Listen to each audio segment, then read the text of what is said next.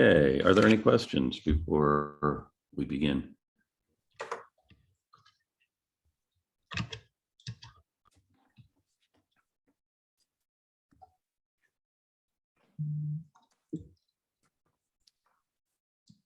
Okay, then if memory serves, we'll talk about progressivism today. And let's see, we have just seeing who all is here from the presenters. Sophia is here, Sarah is here, Selvin, Kriti, Anna Maria, and Shylin. And good.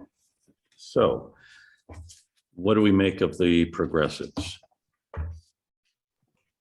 To be honest, I think that in some ways it was progressive, in other ways it wasn't. So I think both were possibly true. That's going out on a limb. Good. Anyone else? Sarah, you look like you have something to say. Yeah. So kind of just like getting into it. The first question that I found myself asking after reading multiple articles was, what is progressivism to me? I feel like I had to figure that out initially. And I was going to pose that question to the entire class, kind of just to get us started before we kind of got into like the heavy content. But yeah, if anyone wanted to go and ask that question for, or answer the question just to get us started. What is it to you? Them. Yeah, to me, you want me to answer? Yeah, to you. I mean, I can go first if anyone wants. Well, no, you wanted to raise the question, so maybe that would be worthwhile to do. Cool. So I figured out the answer to that question after reading what's progressivism empowering to women, mainly in the sense of inclusion and diversity. I found that after looking at white progressives, quote unquote, at the time during the women's movement, they found themselves being very effective when it comes to providing white women the right to vote and being able to further their initiatives towards fighting against domestic violence during the Prohibition era. However, getting closer to the end of the article, I found out that African-American women specifically had to go out of their way to found their own organizations or their own progressive initiatives to further their ideals and their rhetoric. And I realized that progressivism should be inclusive of all women. And if we're going to empower women in its entirety, it shouldn't be exclusive. So I think an aspect of progressivism would neglect the ideas of separation and segregation, regardless of gender and race. And yeah. Okay. I think you raised good points. I also think, again, asking the question, what is it to me, seems to be looking at this period from the perspective of what would it mean today, when in fact what we're trying, it may be kind of misleading because the term progressive is thrown around today. And there are people running around today who call themselves progressive. And I'm not saying that in a denigrating way, but so conflating what was their worldview in the 1890s or 1900s, it's different from what perspective might be today. But you raised really good points then about what the movement was, what progressivism was trying to achieve, particularly for women. I'm sorry, I jumped in when I know other people had things they were going to add, more meaningful things they were going to add to the conversation. But that's a good starting point. Yes, Sarah. I was also going to mention that I realized that it was very subjective. I was trying to consider like the time period and realizing that it probably wasn't a popular idea of inclusion at the time, especially around the Ida B. Wells era specifically. Mm-hmm. However, I realized that it shouldn't be subjective when it comes to empathy. I think it should be a universal thing. So even though it was a different time period and the views might be very different than modern views, I still think that if their main objective was to empower all women at that time against violence, in that it shouldn't have been subjective. So I think that was kind of anti-progressive, at least in my opinion, in my view of what it was. But. No, that's a good point. When I say, not to apply what you might think today from what they're thinking then. I mean, we're trying to analyze what they're thinking. On the other hand, historians do miss things. And so why it's important when you do look at something to look at with your whole mind and not just think, okay, I'm only looking at this from the standpoint of 1890 to 1910, because then you might miss the obvious. So good. Anyone else want to add? Anna Maria, you look like you're ready to pitch in. I was gonna say like the one important event in the progressive era was the women's suffrage movement, and this is when women got together and reformed, saying if men can go out and vote, why can't I? And this was like a big change in history, since women were the ones staying with the at home with the kids, while men were going out and voting and working.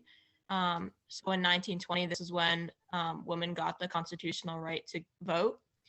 And this was one goal of the progressive era, which was to give power back to the people, since we know that like the political machines were very corrupt and they wanted all the power from themselves. So they gave women power as well as men, and women were the ones that didn't have much power when it came to voting. So this was like a good thing that happened in the progressive era. Okay, I'm with you on that. Sophia? I have two things I would like to add to. Another thing that happened, I was reading about specifically about the so-called new woman. And at the time, one thing that did happen was there was a shifting sense of fashion towards a more androgynous or more comfortable style of dress for women, which was in many ways still was progressive for the era. However, one step back for this though was that also at the time, well, yes, a lot of women were getting wrapped into this more progressive, I guess, style of dress. There also was equally as many women who were marketed to by corporations, since this was also the time when advertisement and body standard things really started to get a foothold. And to be honest, I think this is also partially when the marketing for body and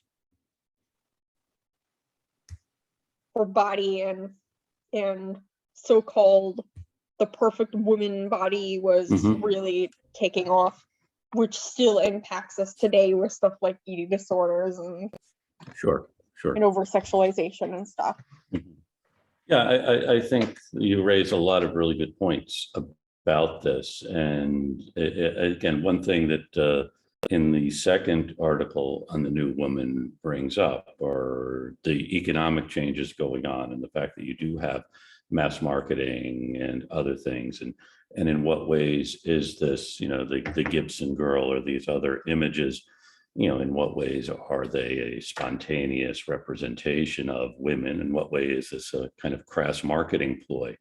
I mean, that's an interesting concept. Also, but I think the article by, Karen McGinnity makes a point about there being these economic changes that are moving women out of the home in this time, and things that women would have been creating, women would have been responsible for food preparation, creating clothing, and so on. Now that's all things that are being purchased. So it's a consumer change as opposed to simply a change in the role of women. I'm sorry, I'm doing too much of the talking. Selvin, you've got your hand up. Yes, Sophia, you want to finish? And then yeah, go to Selvin. To be honest, I think that this was progressive in many ways, especially for the time. However, I still do think it was restricted in many ways because of the new problems it brought on. Also, it's important to note that this was mainly aimed at white women, similar to what Sarah said. Sure. Most of the women who were participating in this were specifically white, not say Asian, brown, or black. This was, well, of course, most of the population at the time you're talking about now. So that's, just these are just things to keep in mind. And things, yeah, I think for many of us, the term progressive has kind of a good connotation because it has this implication that things are getting better. You make the point that sometimes they don't, and any change has inherent in it, I think, possibly good things and possibly not. And so we'll talk a little bit more about the progressives in a bit. I'm sorry, Sullivan, you've been waiting to add. Yeah, I think Anna Maria talked a little bit about this earlier with government, and then progressives going against the boss system and making elections more about people focusing on policies and the content of what the politicians would do for them instead of focusing on voting on for different personalities. I think within the government, there's just a lot of progressive reforms in legislature that allowed us to kind of have the society we have today. I mean, we have workers' compensation, unemployment insurance, utility regulation, a lot of other stuff that these progressives did give us that we still use today or use variations of. So I think that was just the way the progressives were actually progressive in the way that we think. I know you don't want us to judge them by our modern standards, but even some of the things they did still affect us today in a positive way. So I think that's a very important thing to think of when we think of progressives. I don't entirely agree with everything they did, but I think some of the stuff that came out of the movement is very beneficial for us today, even if a lot of the stuff wasn't beneficial for everybody. Okay, very good point. And I think you can't deny that this overall movement has a tremendous impact on American society and American government. And so when I'm critical of it, it's not that I want to turn back the clock and say it was a lot better, in the Gilded Age and the progressives ruined everything. But I think,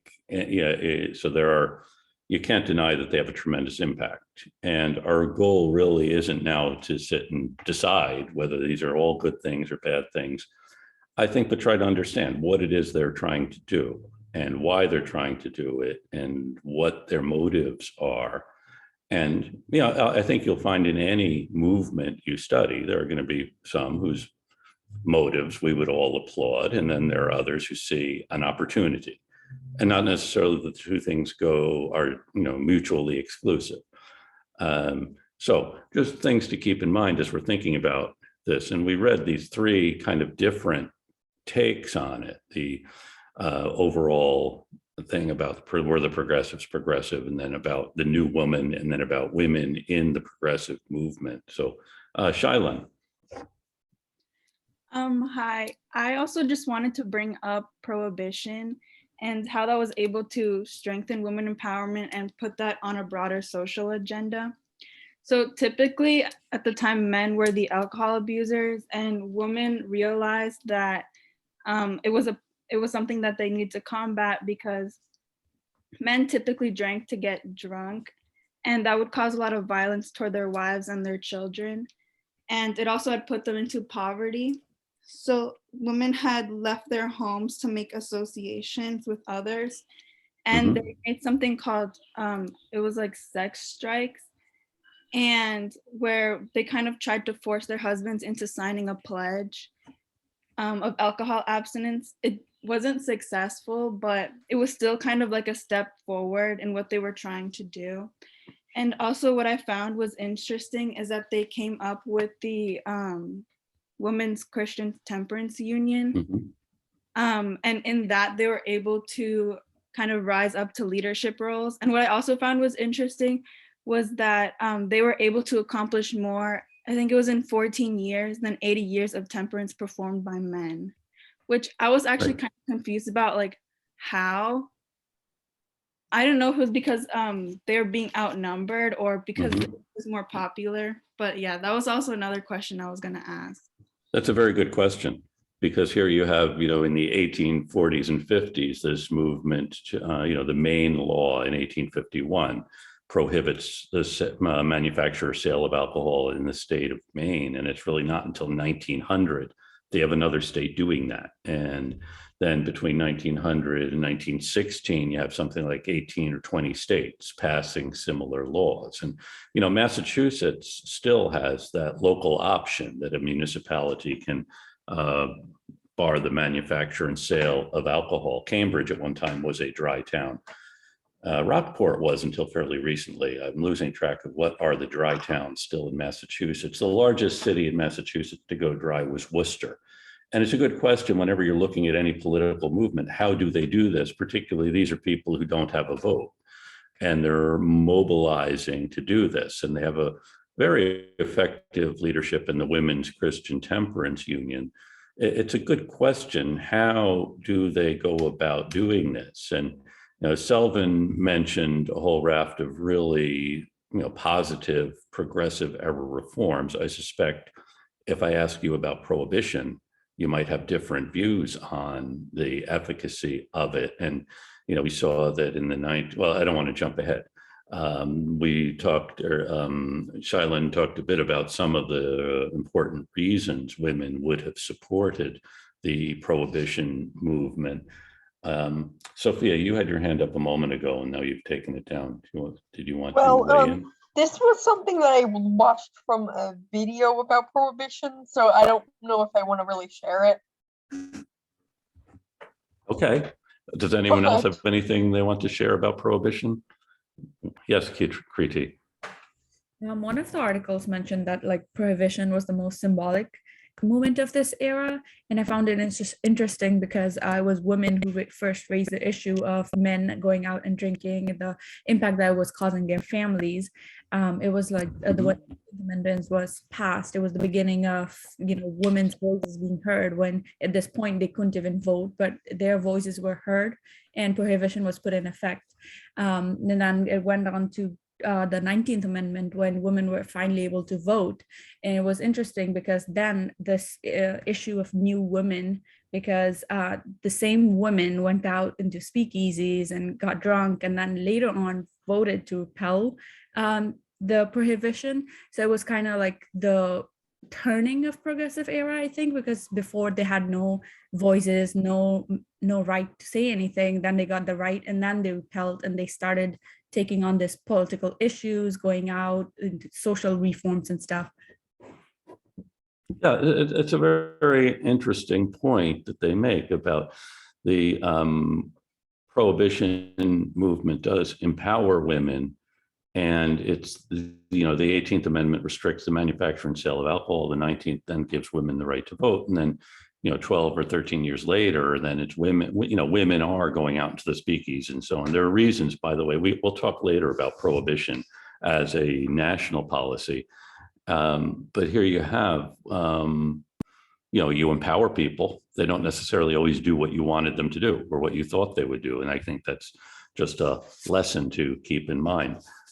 Okay, so was prohibition the big issue of the progressive era, or were there others? I mean, Selvin mentioned some. What else is going on with the progressives?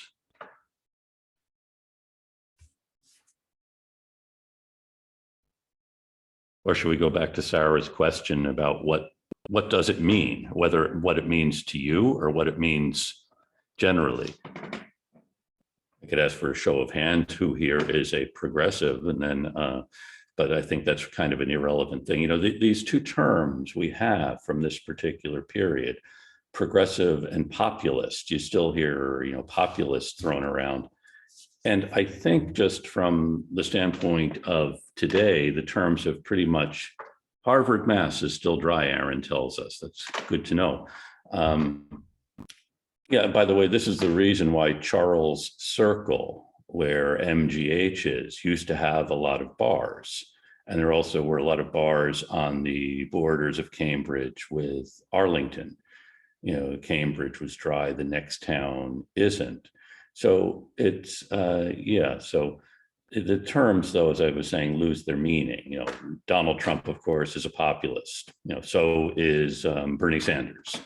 They both say they represent the people. And, populism, though, was at the time something different. It was a response to a particular set of circumstances. And progressivism, too, is somewhat amorphous. And I suspect, I keep saying I don't want to talk about contemporary current events, but then that's all I do. About 40 years ago, the term for someone who was kind of on left and right, we've become so polarized, it's hard to use the terms. Someone who was, say, slightly left of center, the term would have been liberal. as opposed to conservative. And about 30 years ago or so, the term liberal came to have be negatively stereotyped as someone who is simply interested in spending money and not really interested in, liberalism. We'll talk more about this as we go along. So I think people on the left consciously took the term progressive because it had fewer connotations at the day than liberal did. But it's not an unusual thing for a political group in one era to take a name that was used by a political group in another. So for example, early 19th century, there was an American political party that called themselves the Whigs. And this was after an 18th century English political party. And they saw the Whigs as being a counter to centralized power, the same way the Whigs of the 18th century were a counter to monarchical power. The Whigs didn't last very long. And then their successors took the name Republican because that was the name of the political party formed by Jefferson and Madison. And they're saying we are really hearkening back to Jefferson and Madison. And we pretty much have the two political parties today, Democrat and Republican, which we don't need to talk now about what the differences are between them. But anyway, here you have in this period where you do have relatively new terms, populist and progressive, being introduced. And the progressivism is really it's not a partisan movement. I think in one of the articles mentions that in 1912, you had three major candidates for president, a Democrat, a Republican, and a progressive, who all were progressives. And into the 1920s, the two times there is a progressive party actually running candidates, the candidate actually was someone who had been a Republican. In 1912, it was Theodore Roosevelt, and in 1924, it was Robert La Follette. So it's, thinking about it in that way, I don't know if that helps us at all, or if I'm just giving you lots of information that's of no real use in figuring out who these people were, what they thought, and whether, had we been around at the time, we would have agreed with them. I'm sorry, I'm monopolizing the conversation when the group actually was doing a very good job at raising questions and telling us what they thought about the progressives and what we hope to learn about them.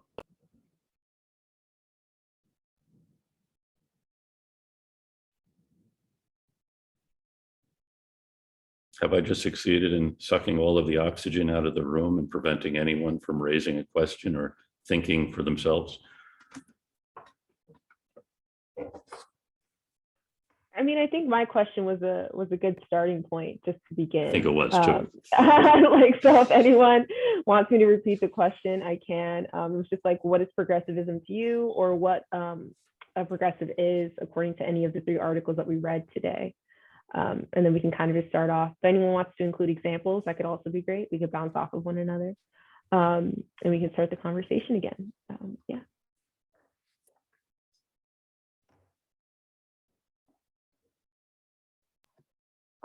Well, this wasn't directly in the articles. One thing that was fairly progressive at the time was in these speakeasies, especially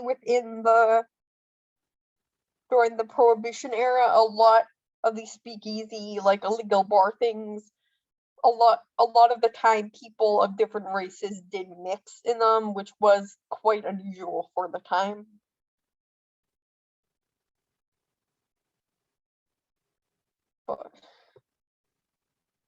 Which was still progressive in many ways, considering that this was the era when Jim Crow was still rampant. So.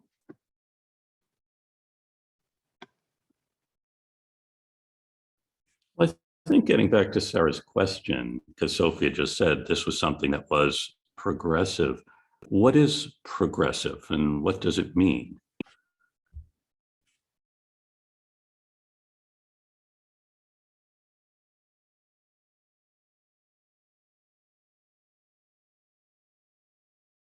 To be honest, I think progressive sort of falls around the lines of inclusive, similar to Sarah. Sorry, I didn't quite hear the last part of that. It falls along the lines of? Inclusive. Inclusive, okay. Eugenia? Yeah, hi. For me, I think it represents more like supporting progress and like initiating progress, like wanting to grow and kind of in a way like modernize. I don't know if that makes any sense and like I'm getting along what I'm trying to say, but it's yeah, basically that like supporting social growth and like progress in like the society. Okay, that makes sense. Varesh? I always thought of progressivism as like a sort of social growth and equality for all people, not necessarily like economic, but it's all about like treating people right, not based off of skin color, ethnicity, sexuality, gender, Mhm. stuff like that. Okay, so I think you may be thinking more today as opposed to 1900, which is okay. Maybe it was. And Yeah, I am thinking of it today because the question is, what do you think of when you hear it? And Okay. obviously, I think okay, of I my see. life. So it could be we're having actually two different conversations. I mean, I'm thinking as an historian, everyone else who isn't an historian is thinking the way normal people think. So I'll try to keep that in mind before I start jumping on people and saying you're thinking about this in the wrong way. You're actually thinking about it in a perfectly rational way. Yes, Henry. Yeah, I guess to me, when I think of progressivism, I think more of like just trying to move forward and like improve society. But I think it's typically done through that like method of social reform. So I think it's like kind of like how we were talking about with like the voting rights for women. I think it's just typically done through social reforms and trying to help those who at that time, particular point in time, are in need. So I think in that case, in that time, it was women, and then now it's more like maybe like the LGBT community. So I think it just depends on the time period and whatever group at that time is in need, or whatever I guess group at that time is considered a minority, if you will. Okay, thank you. That's a good point. Zach? What I was thinking was in the reading was it said progressivism doesn't have to be good or bad, it just has to be different. So like the same thing with the drinking laws, you know, that could be good or bad, but either way it is progressive. Okay, so on the one hand, we have, inevitably things are going to change. But on the other hand, progress implies actually an improvement. And so I think that's one of the stumbling blocks we have because, things change all the time and sometimes they change for the better and sometimes not. And now I worry that I'm just becoming an old guy who's grouchy and complains about everything as opposed to thinking, okay, so what are positive things? But on the other hand, it seems to me the progressives are trying to rationalize change and seeing things that don't really work and wanting to change them. And that's, I think, where, as Selvin was saying talking earlier about, grouchy old people like me who complain about the progressives, and I'm complaining about the progressives of long ago, not any of you who is a progressive today, but just, it's not that we don't like the change, it's just changes always have unanticipated consequences. I don't know if the purpose, for example, of opening, well, we'll talk about speakeasies later on, after I've reviewed the university policy on how much I can say about places where alcohol can be bought and sold to a group who's not able to enter them. But that's a story for another day. And I'll have to confer with the dean and the risk management office before getting into the conversation about speakeasies. Okay, so other thoughts on this, what progressivism means, and either to you today or to someone like me who's still stuck in the 19th century?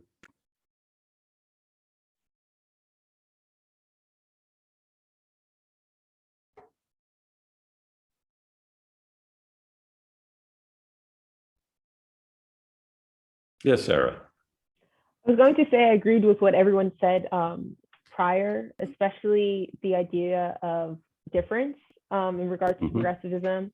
And I specifically thought about the article about empowering women, specifically how it said that women were once second-class citizens. And it demonstrated to me that even though most of their efforts didn't succeed, especially like with the, I think Sophia mentioned the sex strike, even though that particular initiative wasn't the outcome or didn't achieve the outcome that they expected, it still was a different perspective that was brought to the table.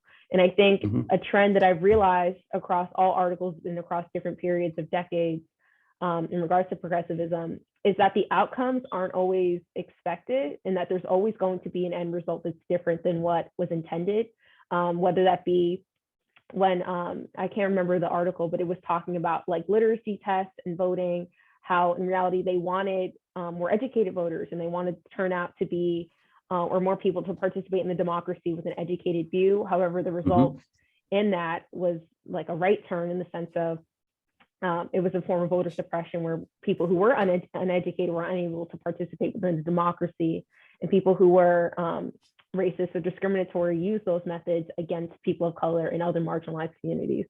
So just to add on to what everyone said, I think progressivism is about progress, but I also think it's about difference and bringing a view that wasn't socially acceptable to the table, and offering different outcomes or examples to the general public, I guess. So, yeah. Okay. But it's interesting, you know, it's not things that are not socially acceptable. And actually, if we look at the class origins of the progressives, they tend to be people who were pretty socially acceptable. I mean, this seems to have been very much a middle class movement about, you know, by, you know, people who are emerging. This is at least one historical perspective.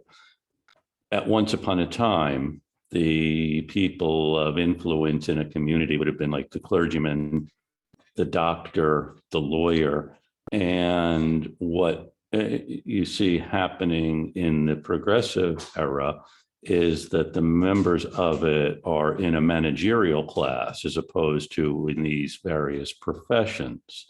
And so again, I'm getting a little ahead of everyone, or not really ahead of everyone, probably behind everyone in thinking about this. You know, so you know, the populist movement was definitely a movement of people who were not socially acceptable. These are farmers, and in fact, you know, it was really a rebellion by farmers against the forces of capital. And the progressives, for the most part, are folks who are comfortable in this. So it's interesting. Well, I think it's interesting. Maybe I've just made it completely incomprehensible. So everyone was doing really fine talking about the progressives till I started talking. So, Selvin, it looks like you're about to weigh in. No. Okay. Let me just say a few words about something I was just reading about in relation to this. And this is, you know, Galveston, Texas in the 1890s was Texas's largest port. And it was like the fourth or fifth largest city in Texas. Big port. Its population was close to 40,000, which is only about 3,000 or 4,000 less than in Houston. And today, Galveston's population is about 50,000. So it added about 10,000 people in 100 or so years, 100 plus years, whereas Houston has about 2 million people. And so one big question, of course, would be what happened to poor Galveston? And I can tell you what happened to Galveston. A hurricane hit it in September of 1900 and killed between 6,000 and 8,000 people. This is actually the largest natural disaster in the history of the United States. You know, Galveston hit by a hurricane, kills 6,000 to 8,000 people, destroys about a quarter of the houses in the town, in the city. You know, it's a city, it's a big port city. And in the wake of this, there is a change in the way Galveston is governed. That's different, really a different story, because in the 1890s, there actually had been a movement to change Galveston's city government. And its city government was very much like the city governments we had been talking about last week. You had a series of different wards that elected members of a city council, and then there was a mayor who didn't have a whole lot of power. And the big issue in Galveston seemed to be a conflict between, say, laboring people, dock workers, and the businesses that were, of course, employing them and wanting Galveston to be a big, prosperous port. There'd been this fight over, let's change the nature of the city government. In fact, in the 1894 and 95, a group comes along which calls itself the Good Government Club. And the Good Government Club, what do you think the Good Government Club wants?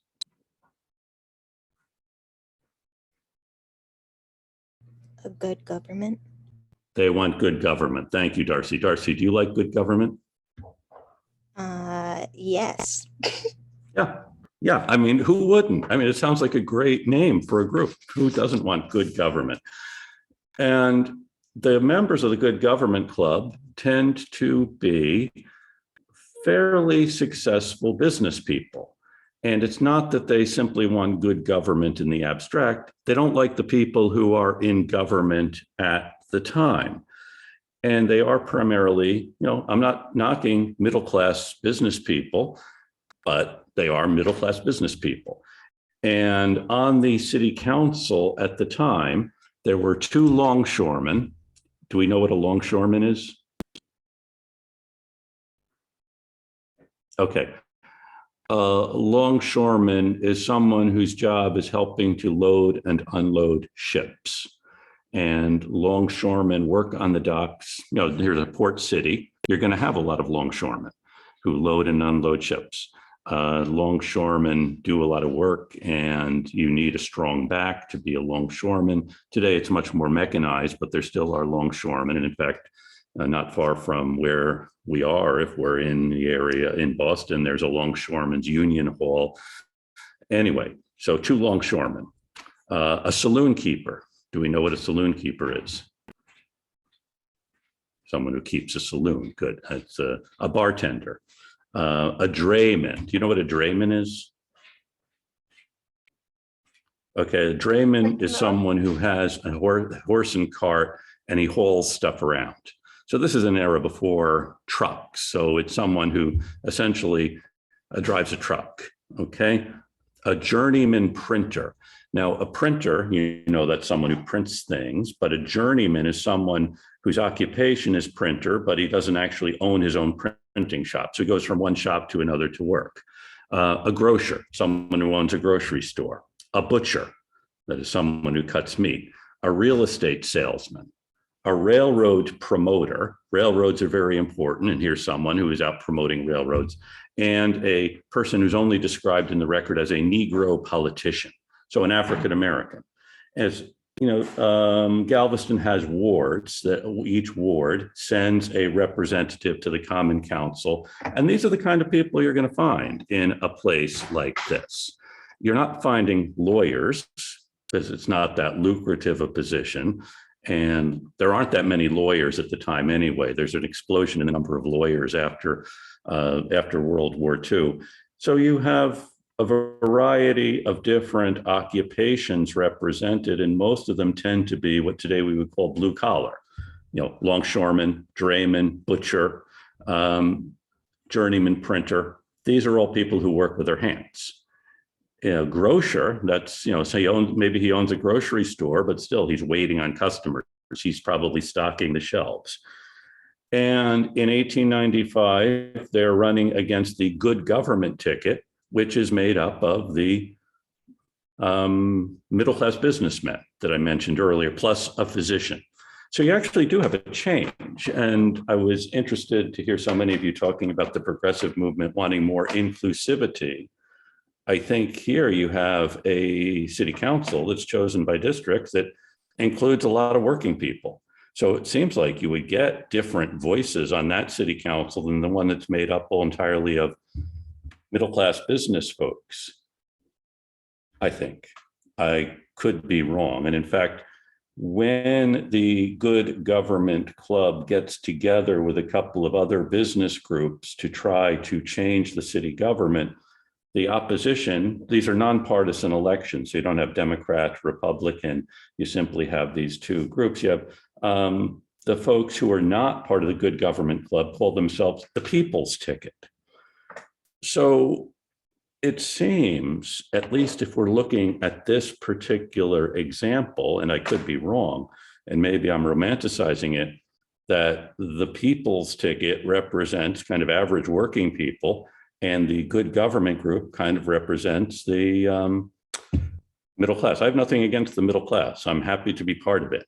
And I, think those who aren't in it should aspire to be in it, although no one really wants to be, rather than being, I don't know, you're probably aspiring to be really wealthy, which is why you have a disdain for the middle class that I don't share. I'm sorry, now I'm really ranting. And usually if we were in the classroom, this is the point where I would ask someone to give me a brown paper bag to start breathing into so I could get control of what I'm saying. Anyway, this is the kind of political thing happening in Galveston in the 1890s. Struggle between the progressives who want good government, and it's not necessarily that the drayman, the journeyman printer, the saloon keeper wanted bad government, but they were representing their constituents. I'm sorry, any questions on this before I launch in and make it completely incomprehensible?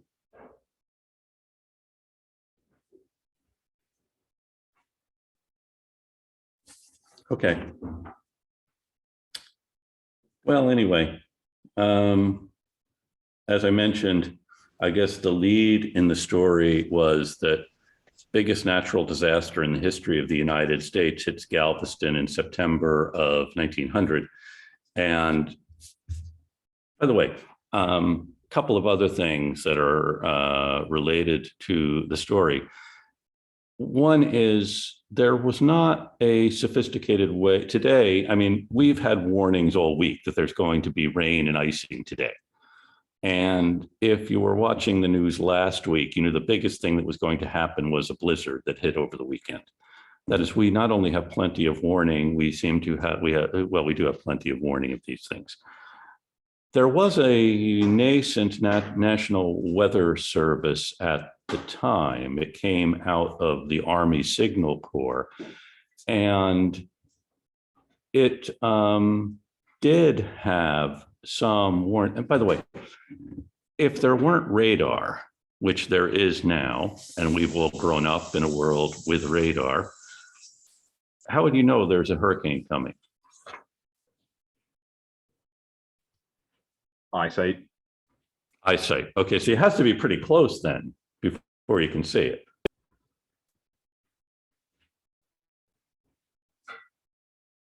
Yeah, it does. Yeah, it seems like an obvious question.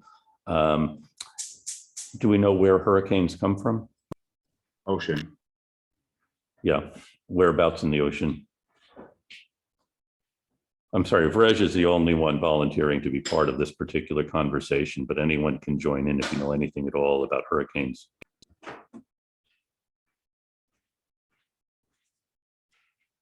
They're usually formed where like hot and cold water or air meets. Yeah, okay. Yeah, typically where hot and cold water and air meet. I was hoping someone in the class was a meteorologist and could begin explaining these things. It seems that in the there is actually a hurricane season.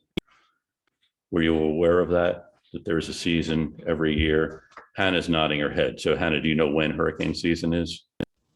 I don't know when it is, but I'm from the beach. So like in the early fall and like late summer, that's when we usually. Yeah, it's roughly, again, this may be one of those interesting facts you will learn in this class so that it won't be a complete waste of your time and effort. Usually from mid to late summer until October is hurricane season. And hurricanes typically begin forming in the Sahara as it gets really hot there in the summer. And as the air temperature rises, all of this energy being produced then makes its way to the ocean, where it picks up more warm water in the South and Mid-Atlantic, and then typically will hit the Caribbean along about late summer into October, which is why even in the 18th century, mariners knew that it wasn't safe to go into the Caribbean between, say, August and October, because it was hurricane season. They knew that there might be these big storms. So what's happening by the late 19th century is mariners were aware of this, and they could signal that there was a big storm. They wouldn't necessarily know before they went out there was. So you would get a signal from a ship, or a ship wouldn't return because it got stuck in a hurricane. Now, in the Caribbean, though, some of the folks there were taking careful note of hurricanes. And in Cuba, which was a Spanish colony, a group of Jesuits set up an observatory to kind of track things. And actually the head of this Jesuit order observed a certain kind of cloud that formed very high in the sky. And then he observed, after seeing this cloud in a few days, there would be a hurricane. So it turns out what he was seeing were clouds that are formed by the very upper part of the hurricane, and they're being spun off by the hurricane when it's hundreds of miles away. You know, hurricanes themselves can take up several hundred miles, will be affected by a hurricane. So he observed these cloud formations, and then a hurricane came. And then he also observed the hurricanes ultimately came from the direction that these fingers of clouds had been pointing.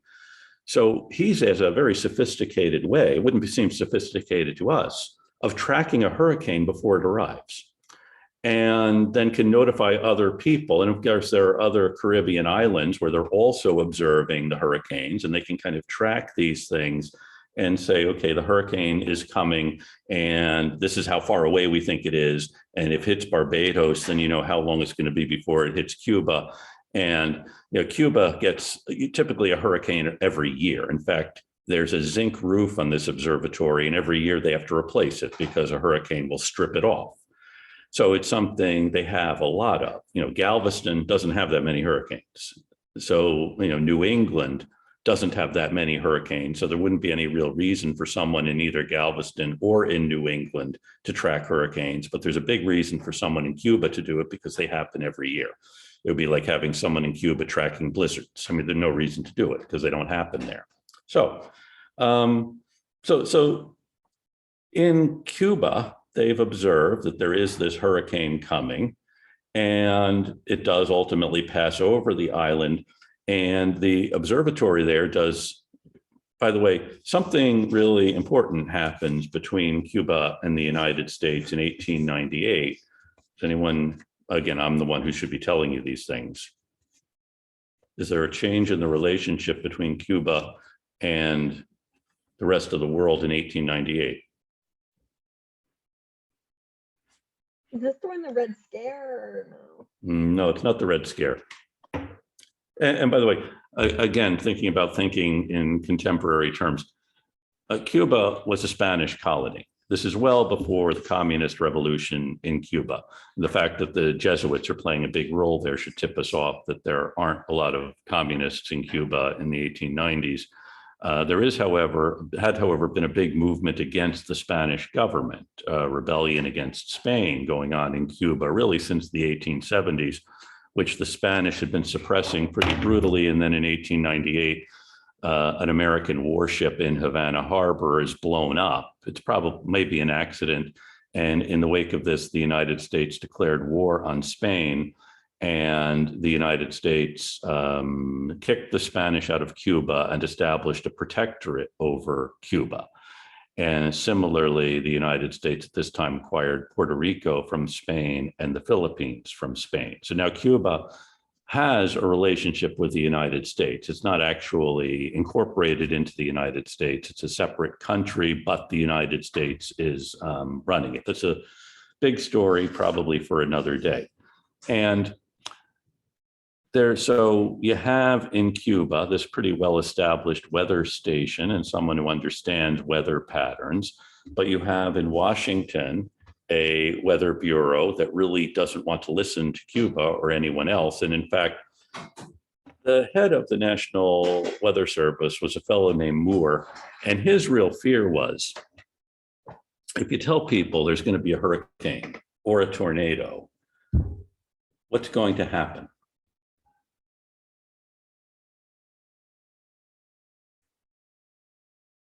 Evacuation and panic.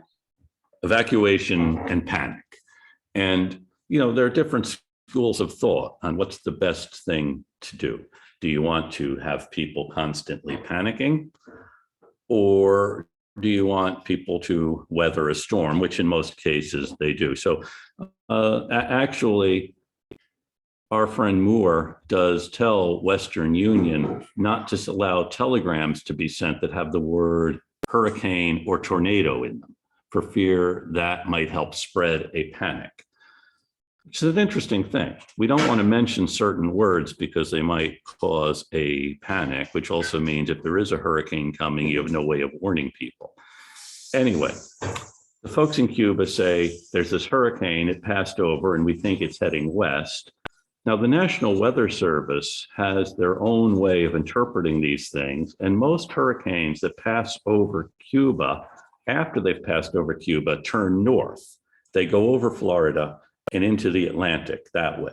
So what the Weather Service actually did was warn people in the Carolinas and in New Jersey that early the next week, they're probably going to get a big storm. If you're a fisherman in New Jersey, you probably shouldn't leave your nets out on the beach overnight because they might get washed away in this big storm. And 9 times out of 10, a hurricane that goes over Cuba does turn north and heads over Florida, where the landmass there kind of helps weaken it. And then it goes up the coast, and it's a big storm, but not devastating the way a hurricane is. So this is kind of one thing that's going on here with Cuba, the hurricane. And then what happens is, this is on a Thursday and Friday. We know this hurricane went over Cuba. And then we're expecting Saturday, Sunday, Monday, it's going to be going over Florida and over the East Coast.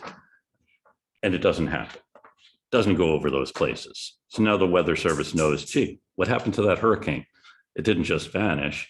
They didn't know that the hurricane actually was heading across the Gulf of Mexico, where it was picking up more strength from the warm water. It's reported to be south of New Orleans on Friday. And then on Saturday, it hits the city of Galveston. And Galveston, as I said, port city.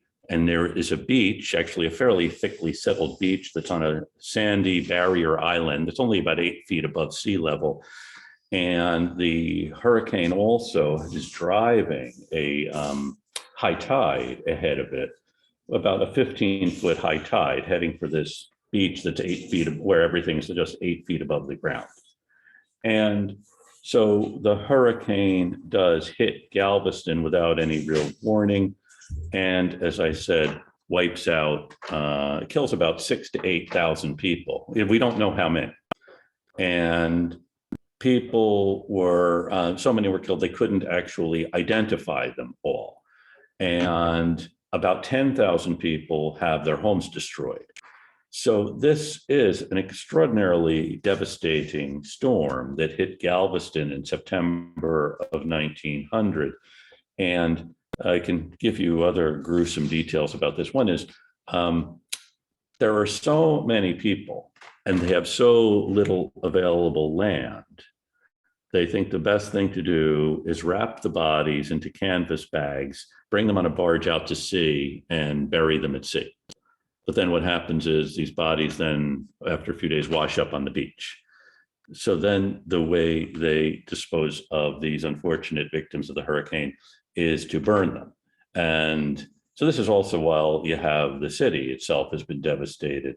And with all of this, as I said, the charges, the city government has failed to do anything about the storm. And there is a push then to change the city charter. So instead of having remember, there had been a push to change the city government and put in good government people. And this seems to be the moment when, instead of having the drayman, the longshoreman, the butcher, the real estate salesman on the city council, you want people who know what they're doing. Not to say these people don't. So there is a push to have the old city government replaced with a commission appointed by the governor. The governor will appoint 5 people who will be a board of selectmen, and each one will have responsibility for a certain area of the city. Not a certain area, but a certain facet of city government. The police department, the schools, the fire department, other things. We'll put these in the hands of experts rather than leaving it to a city council. So one of the consequences for the Galveston storm, aside from destroying the city, and is to change the nature of the municipal government. And there already had been a push by progressives to do that. The storm gives a real impetus. In fact, the state government also says, we'll give money to Galveston to rebuild if they let the governor choose the members of the government. And this idea of a commission as a city government takes hold. And progressive magazines like McClure's write about how the Galveston idea of replacing an elected government with commissioners appointed by the governor. Houston adopts a similar idea. Des Moines, Iowa does. And by the time of the 19 teens, something like 600 American cities have this kind of government. So this is, I don't know why I'm telling you this story. Well, I know why I'm telling you this story, because it is really emblematic of the progressive era. This idea of replacing, last time we all decided we don't like the big city bosses or the urban politicians. And now the alternative is not necessarily, well, maybe it is a government of a better sort of people. It's unlikely the governor is going to appoint longshoremen, real estate salesmen, certainly not any African-American politicians to be on the city government of Galveston. And there's a fear in Galveston that if we don't do this, if we don't change the city government, then we are going to lose our standing as a port. That is, the port's been destroyed. And another consequence of the Galveston storm is people whose business is shipping, that is importing and exporting, think, well, is it really safe to have a port that is going to be wiped out by a hurricane so easily? So they start looking to the Northwest and investing in Houston instead of Galveston. In fact, build a ship channel to get ships to Houston. So Houston becomes not only the biggest port in Texas, but one of the biggest ports in the United States, which is why today Galveston's population is about 10,000 more than it was in 1900, and Houston's is well over 2 million. So any questions on this homily? Okay, why don't we take a short break at this point? And when we come back, we'll have our biographers introduce their characters, and then we'll talk more about the progressive era. And I want to thank, by the way, those of you who did weigh in on progressivism. Very good job. And we will get back to progressivism, what it is, what it was, what it can be. And so we'll take about 10 minutes and we'll come back, okay?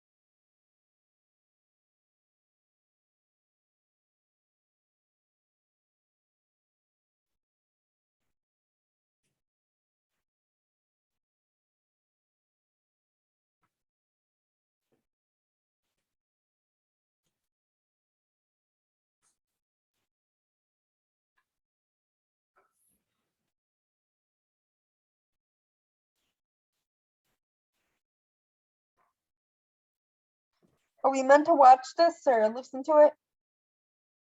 Sure. Yes, why don't you? Okay. Is class in session yet or no? No, not quite. So we're still on break. Right.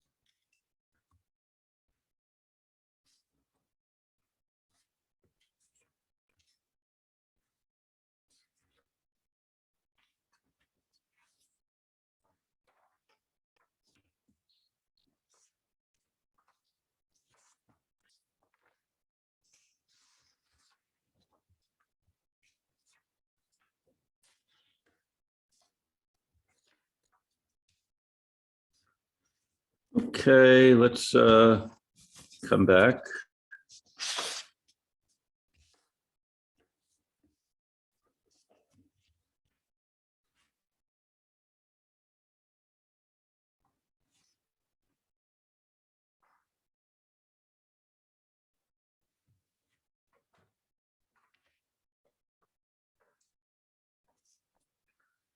Okay, my fact-checking team tells me that the Atlantic hurricane season is from the 1st of August until the 1st of November. However, the National Hurricane Center says the hurricane season is from June until November. So the end of November. So there could be a hurricane in that window, but Atlantic hurricane season, August through October. In any case, be prepared. And I also shared with you a song actually written around the time after the hurricane, The Mighty Storm, that was apparently revived in the 1960s during the folk revival movement by Eric von Schmidt and Tom Rush, two folk singers of that period that we'll probably be talking about later on. So that's more on hurricanes. And now we have some of you are going to tell us about some of the characters of this period. So first, Jennifer Goncalves, are you with us? Can you tell us a bit about Henry George? Yeah, I'm here. Give me 1 second. Okay.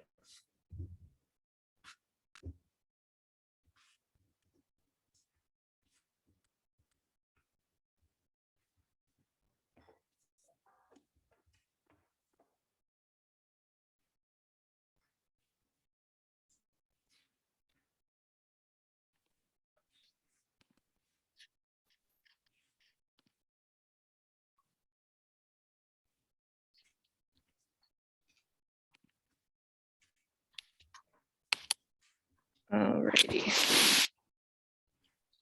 So I had Henry George.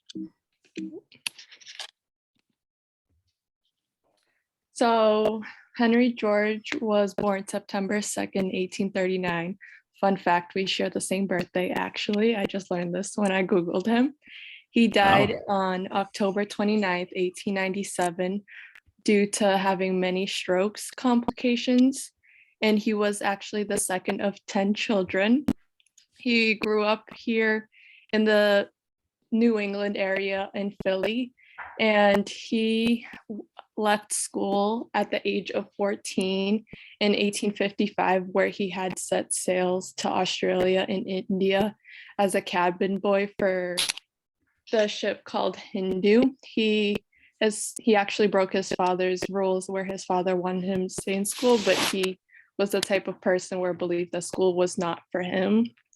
And once he finished setting sails, he actually ended up in San Francisco, California, working from a typesetter for a printer for San Francisco Times, where he actually published one of his first essays.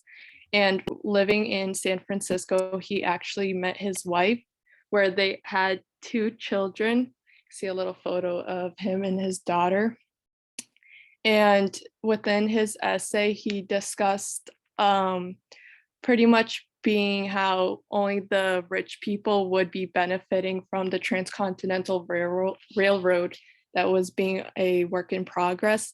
And I saw this quote that I thought was actually very interesting. He said, "I asked a passing teamster for want of something better to say, what land was worth there. I don't know exactly, but there is a man over there who will sell some land for $1,000 an acre. Like a flash, it came over me that there was a reason for advancing property with advancing wealth. With the growth of population, land grows in value, and the men who work it must pay more for the privilege."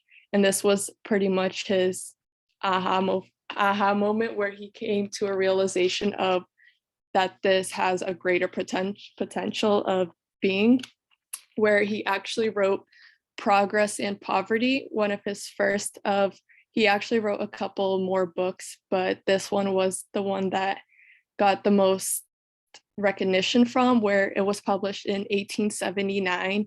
And within the book, he discussed many obstacles that were faced from people from the Gilded Age, and it actually becomes a bestseller with selling over 3 million copies, which I thought was very interesting, because obviously within today's society, that's a lot, but for it being so long ago, I didn't expect it to be around that rough, and how it got so much recognition all across the United States too. I thought it was very interesting.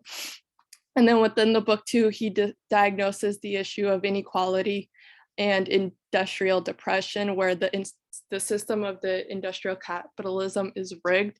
So it's mainly only the rich people that are benefiting from this, not people like him that come from in a lower class family.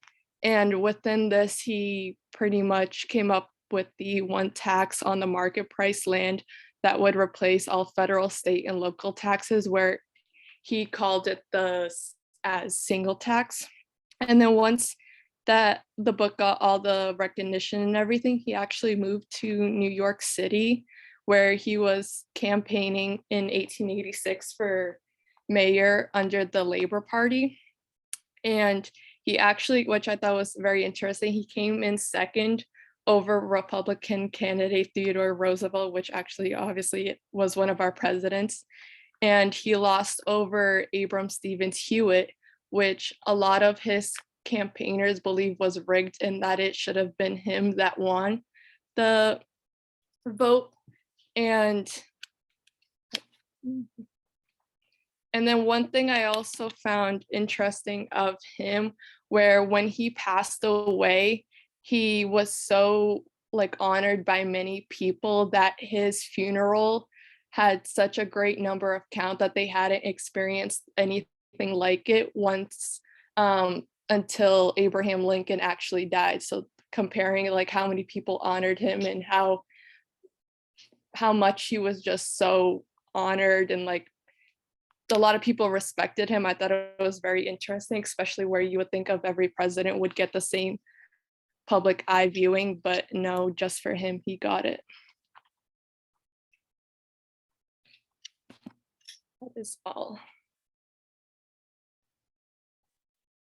So thank you, Jennifer. That was interesting. So he comes up with this idea of a single tax. Does anyone adopt this? I mean, does this become a serious political movement? Yeah, it does become a big, serious political movement where I don't think anyone until he had come up with the idea had thought of anything like that. So I think for a lot of people, it grabbed their attention within that. Okay. Would it work, do you think? I think so, yes. Okay, so you've become converted to Henry George's single tax idea. Yes. Okay, good. Do you know if anyone's adopted it? I don't off the top of my head, no. Okay, good. Anyone else want to add anything about this or have any questions? Very good job, Jennifer, explaining what it was, who Henry George was. And anyone else have questions about this?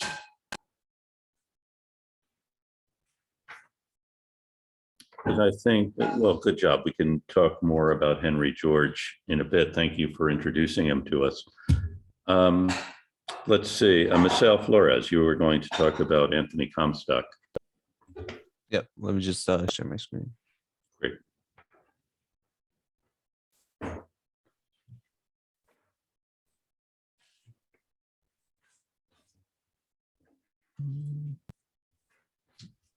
Can you see it? I'm not sure if you can. Yes, looks All right. good.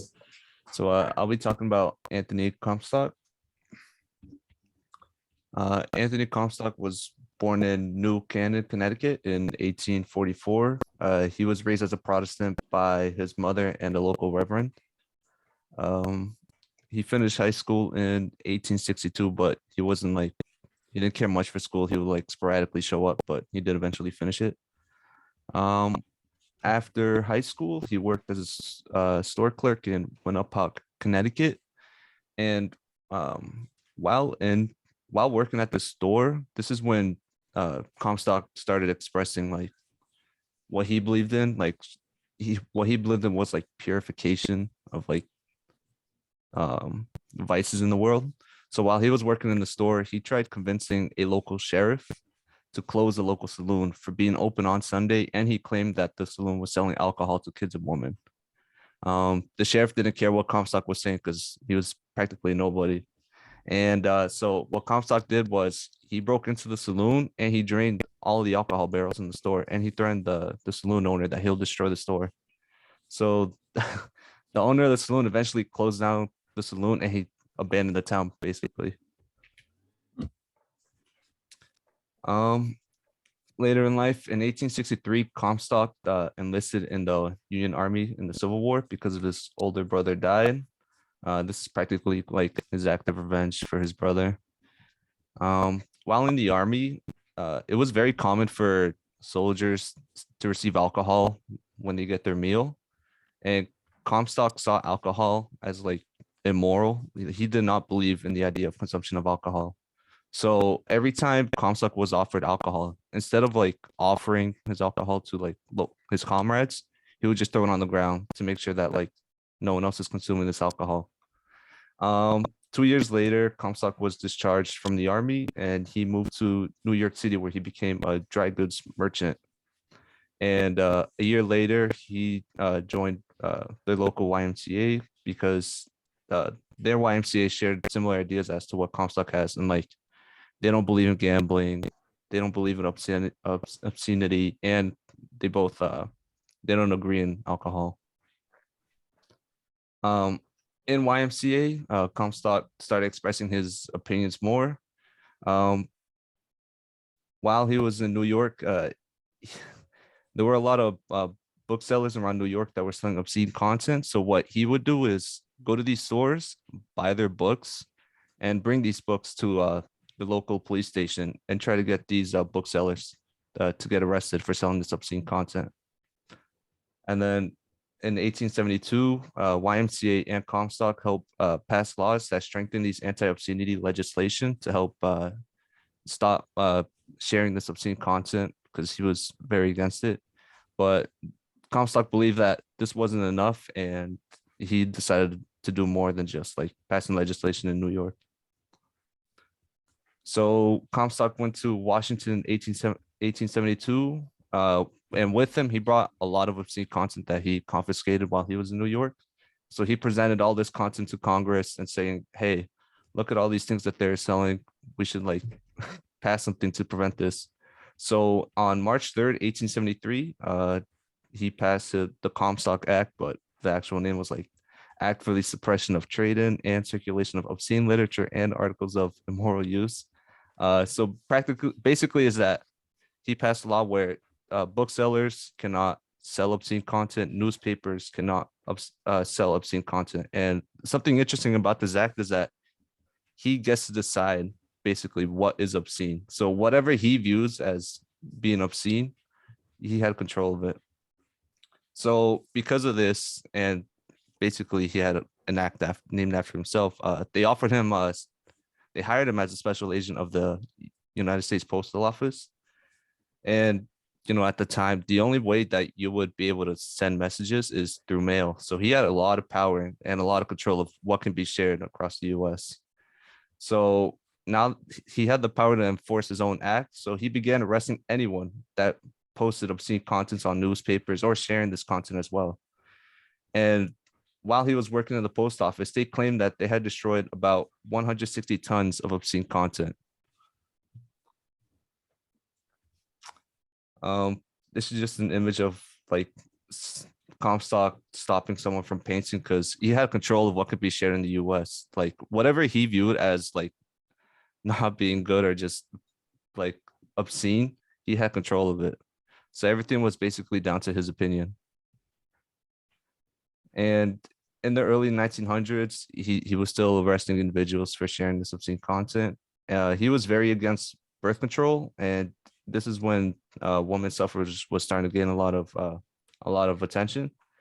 And he read the works of Margaret Sanger, who was a women's rights activist. He blocked a lot of her works from being shared across the U.S. because he had that power in the United States Postal Office. And in 1914, he tried to arrest her, but she had fled to England. So instead, he went after her husband. And the way that he arrested her husband was he arranged a meeting with her husband saying like, oh, we should have a talk. And with him, he brought one of Sanger's articles and he handed it to her husband. So now that her husband was in possession of that article, he was able to arrest her husband and uses that as a reason to arrest them. And then in 1915, Comstock eventually died to pneumonia while going to a convention in San Francisco.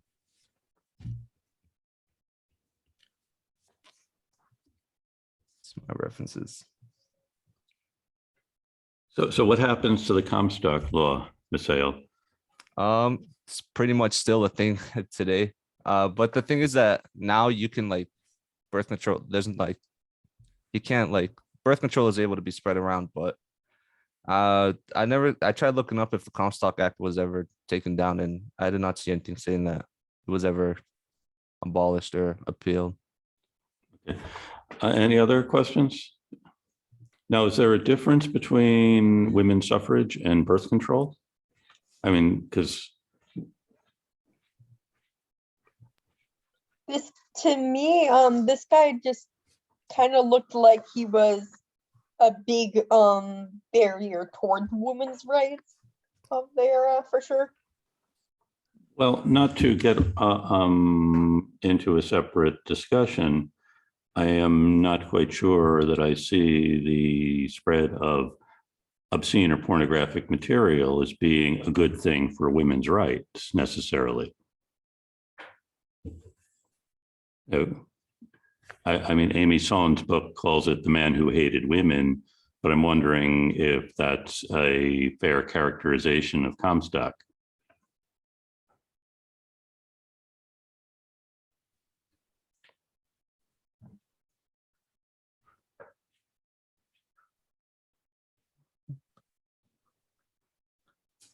Any thoughts?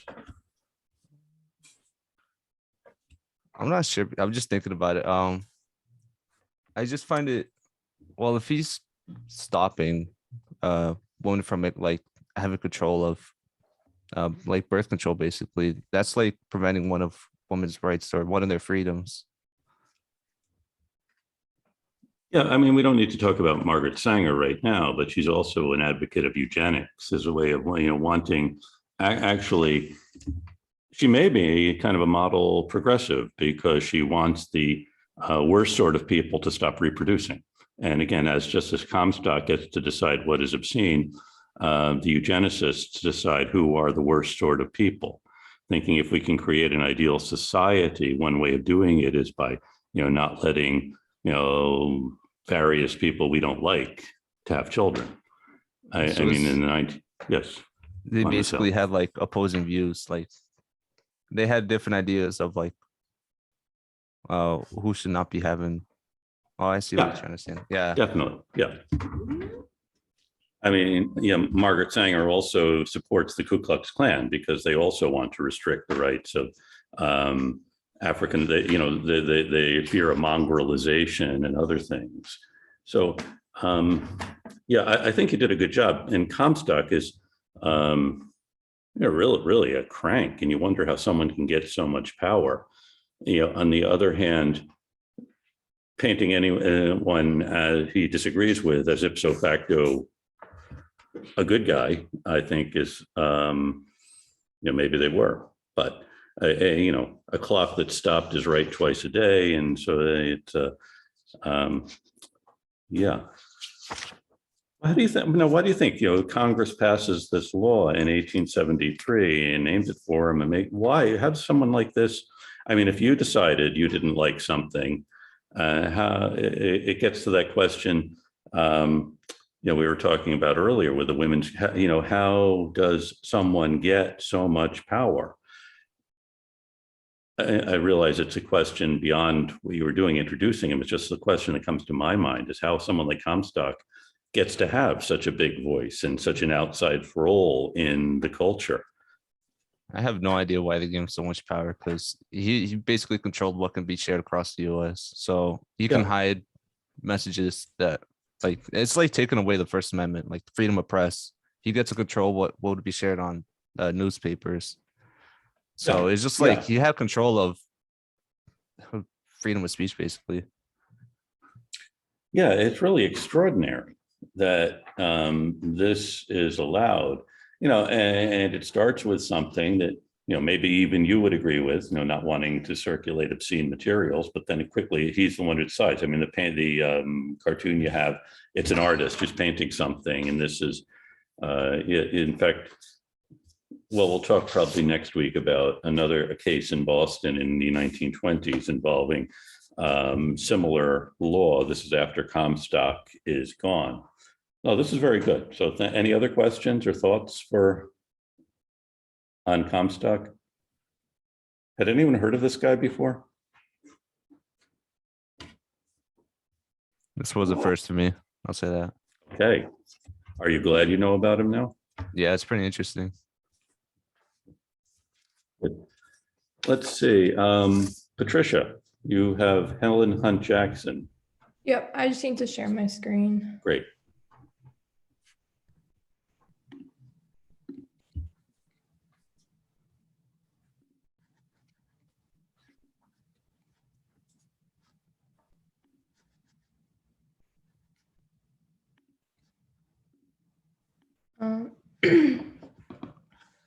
So I did, oh, sorry, hold on. I have to.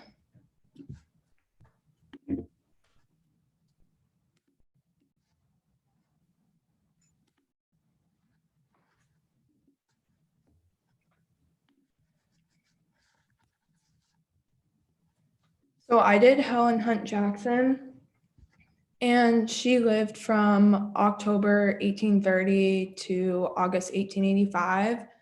And she actually died from stomach cancer, and she was born in Amherst, Mass. She was a poet, a writer, and an activist. And some personal information for her is that she experienced a lot of tragedies in her life.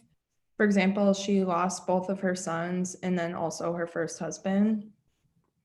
And she eventually struggled with an illness, which was most likely tuberculosis, and that influenced her to move to Colorado Springs around 1874 because she thought that the climate of Colorado Springs would help her illness. And that's where she met her second husband. And her writing career began when she began using writing as a way to cope with the loss of her family. And her published work did get attention quickly, and she began to make money from that. And after she moved to Colorado Springs, she became fully established as a writer. And because of that, she traveled frequently for her work. And during 1874, she actually attended a reception that was in Boston for the Ponca Native American tribe. And that's what influenced her new focus in writing and activism. And it gave her a passion for advocating for the rights of Native Americans. And after that reception that she went to, she spent 2 years studying and researching the history, specifically the United States interaction with Native Americans, which led to her publishing a book called A Century of Dishonor in 1881. And each of the book's 7 chapters contain a historical summary of a different tribe, focusing on the mistreatment from the American government. And that was her first book that was about that, but then she published another one called Ramona, which got more attention. And that was her most popular work. And it also had the most impact due to its popularity. And I think her work is very relevant because it has helped with policy reform, and it's still used by Native American activist groups today. And that's my slideshow. Thank you. Why do you think Ramona was more popular than A Century of Dishonor? I'm assuming part of it is because A Century of Dishonor was published first, and then that kind of got her some attention.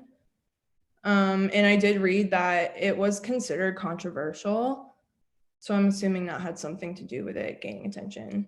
And then Why was it controversial?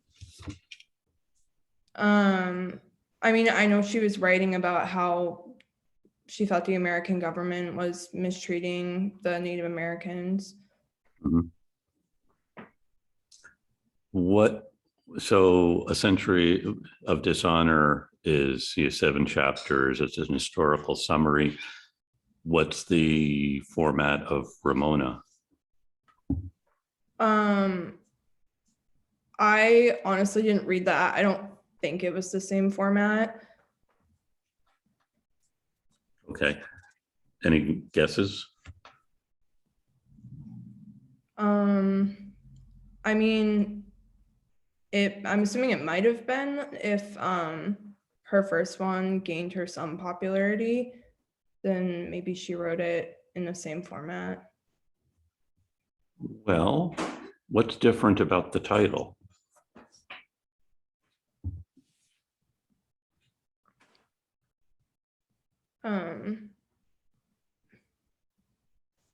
I mean, it's named after something, whereas A Century of Dishonor isn't. Okay, so what is Ramona?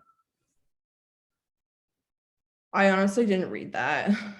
Well, do you know what the word is? I don't. Does anyone?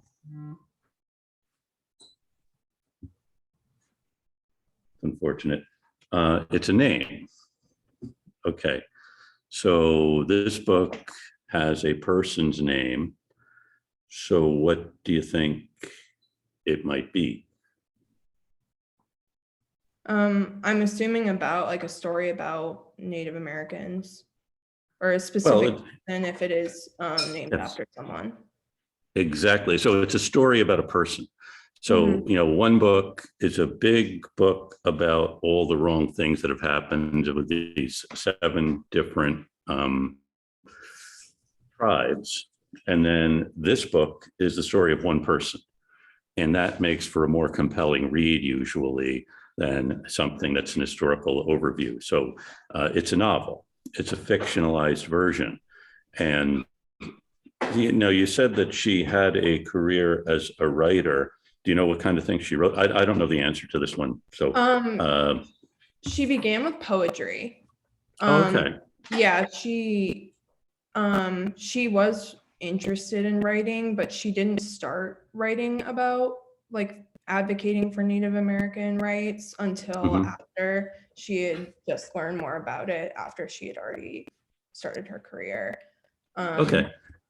So she was able to support herself as a writer, before, when she's about 50, she goes to this lecture in Boston and then gets turned on to this. So she already had a career writing stuff. Yeah, I know she traveled very frequently, and that's how she ended up in that reception in Boston. Okay, that's interesting. So she just happens to be in Boston, and someone from the Ponca, who do you know where they are? Where the Ponca are from?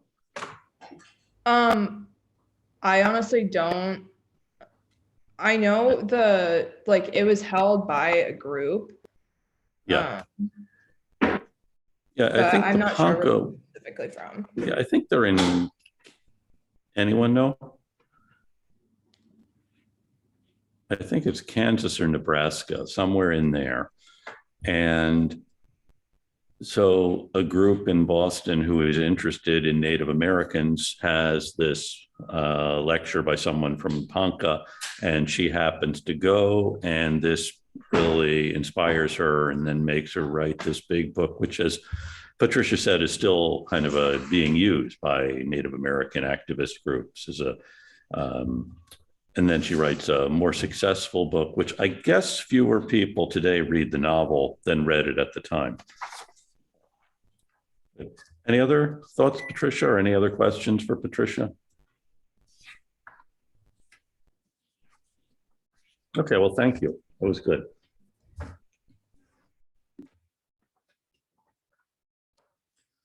And let's see, Henry.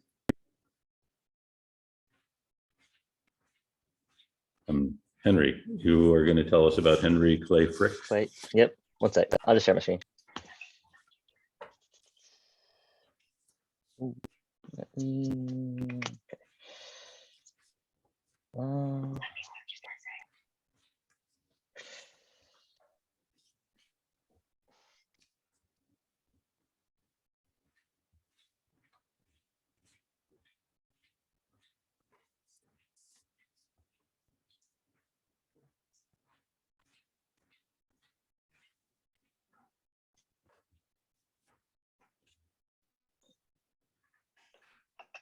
You can see my screen, right? Yeah, but you want to make it so that we're looking at there we go. That's good. Yeah, let me just go back to the first one. There we go. That's good. It's work. No, we had it. Yeah, oh, here we go. There. Okay. There we go. Cool. All right. So my presentation is on Henry Clay Frick. Just some background information. He was born in December 19th, 1849. His father was an immigrant farmer, but he was born in the U.S.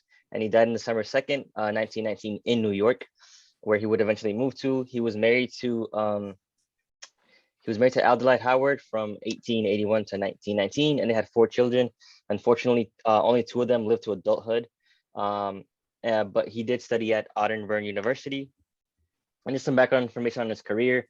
So while his father was a farmer, he didn't exactly grow up in that lifestyle. He started off as a salesman at a prominent store where he grew up.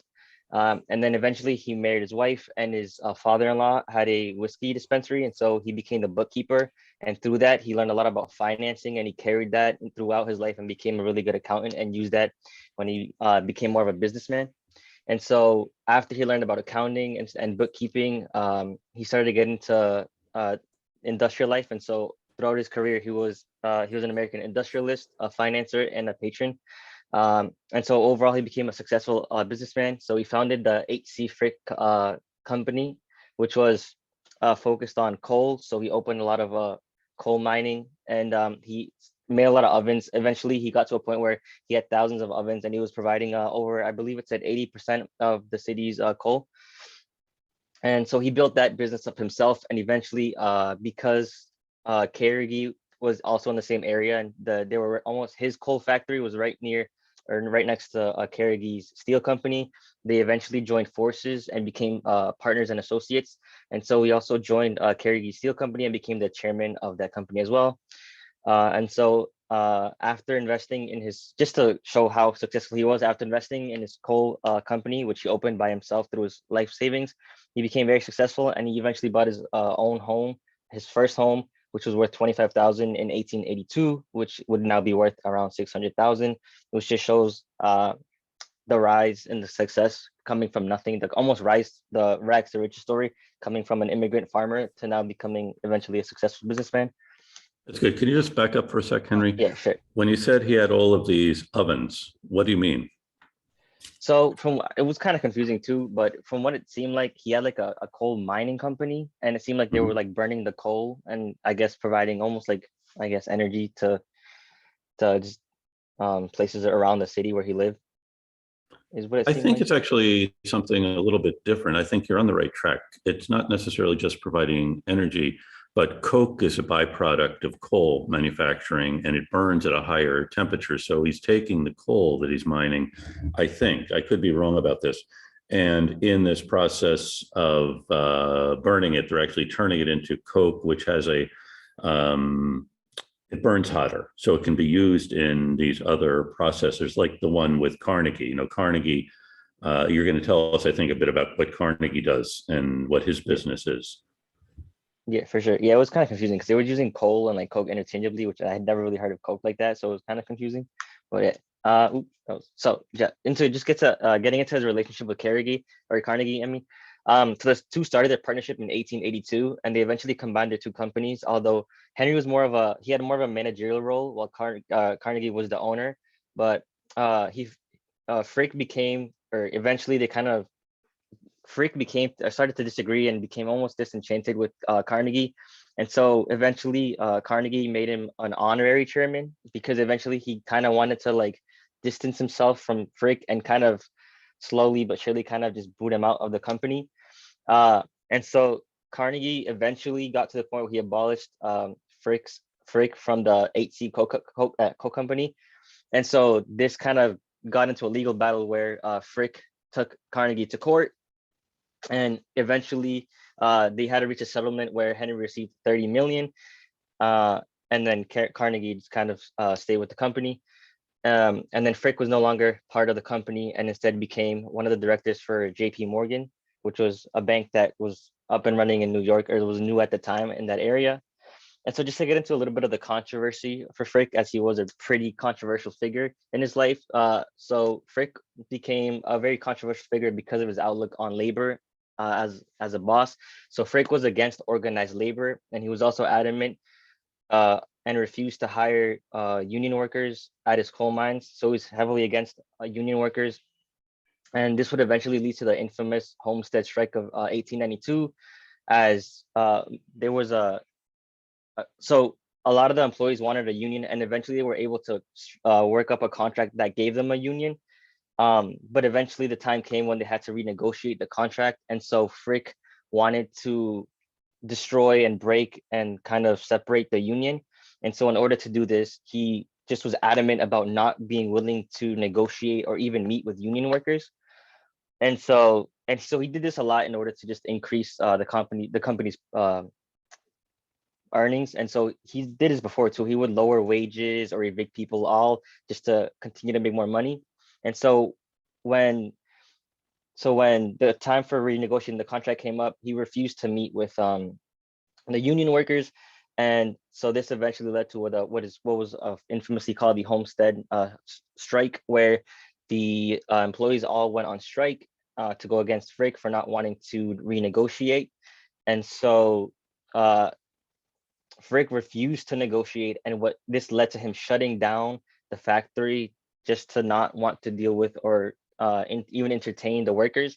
And so once he shut down the factory, he also militarized the steel mill, And so he would put up walls, barbed wires, and he had people with rifles. Eventually, he also hired Pinkertons, which were, from what I read, were kind of like hired security. I know one article called them like almost thugs. And so what they would do was, what Pinkertons would do is they would be hired to go to places where or companies where the workers were threatening to strike. And so what they would do is they would go and kind of try to push over the workers as to motivate them to not strike. And so Frick hired Pinkertons to come as a private security and to deal with um, the laborers. And so this led to a battle where 3,000 workers went up against, I believe it was 300 Pinkertons. And this led to an all-out battle where both sides were armed with old Civil War rifles. And since none of them were trained, there was a battle, but luckily it wasn't too bad. I believe there's only about 10 deaths or 10 injuries, about 20 deaths. It was nothing too crazy, but there was a battle. And also the laborers from the steel mill had an old cannon that they also used, but so they went up against each other. Not a lot of casualties, but they did fight, and the battle led to constant changing of who had control over the steel mill. But this wasn't really going anywhere, so eventually the government had to intervene, and I believe they sent about 8,000 military officials. And eventually the government had to intervene and just kind of put an end to the strike. And I remember an article I read was mentioned how this was kind of representative of other strikes, and how in the end the government kind of intervened to protect private property and kind of went in favor of the business owner. Yeah. So in conclusion, after the Homestead strike, Frick was labeled the tyrant, and this was just really bad for his public image. He became really infamous after that. The Homestead strike was just a massive headline at the news, and then a lot of people started expressing their dislike for him through songs and poems, essays, and he was just the talk of the town. He was denounced in public through various forms, as I mentioned earlier, and eventually he became to be seen as almost the opposite of Carnegie, where Carnegie was seen as this philanthropist. He was just praised and glorified because he wanted to build schools and hospitals, and he wanted to give back, not necessarily directly to the poor, but just kind of building good infrastructure. And then Frick kind of became known as the opposite, where it was almost like he was seen as this kind of greedy, savvy businessman whose main goal was just to make more money and make profits, and he wasn't really looking after people. And this was really seen as he was, for example, building $5 million homes in New York. He had a very expensive art collection, and this was where he was investing his money almost for himself instead of investing it. And so Carnegie and Frick eventually became rivals. And part of why Frick also had a really negative reputation was also because Frick himself would go out and give speeches. And in one of those speeches, he mentioned how if he was in charge of the company originally, things would have turned out far better than if Frick was in charge. And so this really upset him. And eventually they just became enemies, and they weren't even talking. It got so bad to the point where when Carnegie was on his deathbed, he sent Frick a letter, and in response, Frick just sent him a letter that said, "I will tell him I will see him in hell, where we will both meet again," or something along those lines. But yeah, so they eventually just became enemies. And Frick was just a household name, where he was just vilified for his actions, and I guess overall was more representative of how even though in this progressive era or movement, I think labor unions came to rise and were seen and were made to help people. The bosses and the head of these companies also kind of got in the way and prevented actual progress from happening at times, at least. But yeah, although Frick was kind of a controversial figure and he had a bad reputation, I read a lot from the articles, he was a very, he was portrayed really negatively, but I guess he was more of a complex character than that, because they did mention how in the end, he kind of did do some stuff. Like in the end, he left a large land, like a lot of acres of land for the city of Pittsburgh, which is where he grew up, to make a public park. And in the end, even though he collected all this art for himself, eventually he left it in his will that he would leave the art and make it available for the public, which eventually became a museum. And for the park, the land he left, he also did leave $2 million for the establishment and maintenance of that park. So a lot of what I read did also discuss how he had a negative reputation, but he was a bit more of a complex figure than what is told, or how people perceived him at the time, at least. But yeah, thank you. Thank you. Any questions for Henry?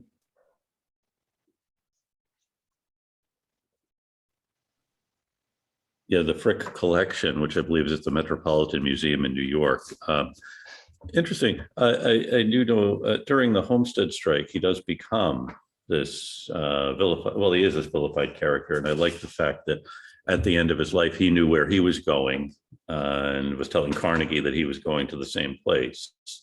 Sarah, you just turned on your camera. Do you have a point you're going to jump in and come to the defense of Henry Clay Frick? During the Homestead strike, you know, he is the guy breaking the union. And two anarchists, Emma Goldman and her boyfriend, Alexander Berkman, decide that the best thing they can do is go and assassinate Henry Clay Frick. And their anarchists were actually doing a lot of assassinations in this period. You know, one blows up, anarchists in Russia blow up the Tsar, and an anarchist in Buffalo shoots President McKinley. And Emma Goldman and Alexander Berkman were not quite as skilled as the other anarchists, but they do go to Pittsburgh and they go to Frick's office, and they go into the office. It's just after lunch, and Frick is standing at his desk, which is where you would typically find him. And these two strangers come in and start stabbing him, and Frick fights them off after he's been stabbed, calls for his secretary to call for security.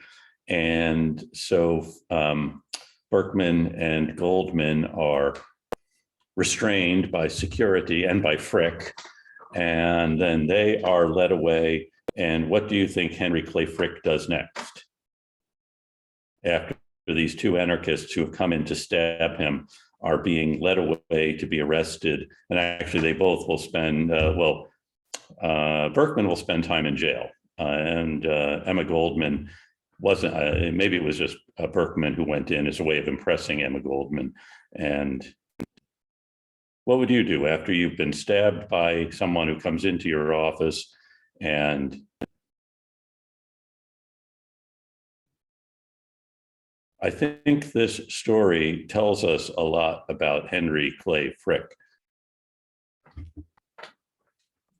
Did he stab him back or something?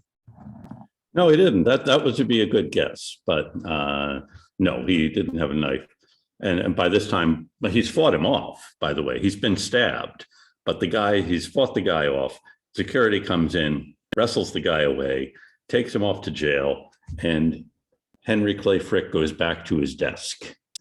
I mean, he's not going to let the fact that this guy came in to stab him interrupt what he is doing. I mean, he has this single-minded focus on what he is doing. And what he's doing is, A, as Henry said, amassing a fortune, and then B, also building this huge industrial enterprise. Okay, well, thank you. So let's see, I thought what we could do next. Thank you all. By the way, these are all very good. And now those who are presenting kind of see, what it is you're doing. You're introducing the character, telling us why he or she is important at the time, what their work was. And it's an interesting array of characters today. Henry George, who has this economic idea that captivated people at the time. And in Jennifer's presentation, she mentioned that George in 1888 was almost elected mayor of New York. And he's running against Abram Hewitt, who owns a department store. And actually, George worked as a publicist for the department store. And Theodore Roosevelt, who is the Republican candidate. And toward the end of the day, as votes are coming in, the party bosses realize that George may very well be elected mayor. So they shift votes that otherwise would have gone to Roosevelt to go to Abram Hewitt to keep George from becoming mayor of New York. And it's an interesting thing. So this is why Theodore Roosevelt finishes third. Yeah, so you have Henry George and this big book, Progress in Poverty, which tries to explain how come you have this tremendous wealth being created, but you also have incredible poverty. And it's a good question. And then Anthony Comstock, as Misael said, comes to have all of this power for in his campaign against vice, and Helen Hunt Jackson becomes inspired with the plight of Native Americans. And then, of course, Henry Clay Frick. This is actually, we see in this period, a shifting in culture and in politics. And you see with Frick the possibility of amassing a fortune through it. And you also see an increasing, how shall we put it, a scale of size in enterprises. You know, Frick, there had been iron manufactured before in relatively small quantities, but there's a bigger need for not only for iron, but for steel. And steel is, I should have asked, does anyone know what goes into the production of steel as opposed to iron?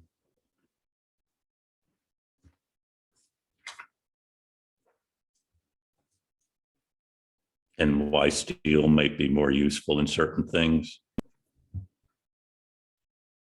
Isn't steel stronger? Yeah, steel is stronger, Zachary. Do you know why?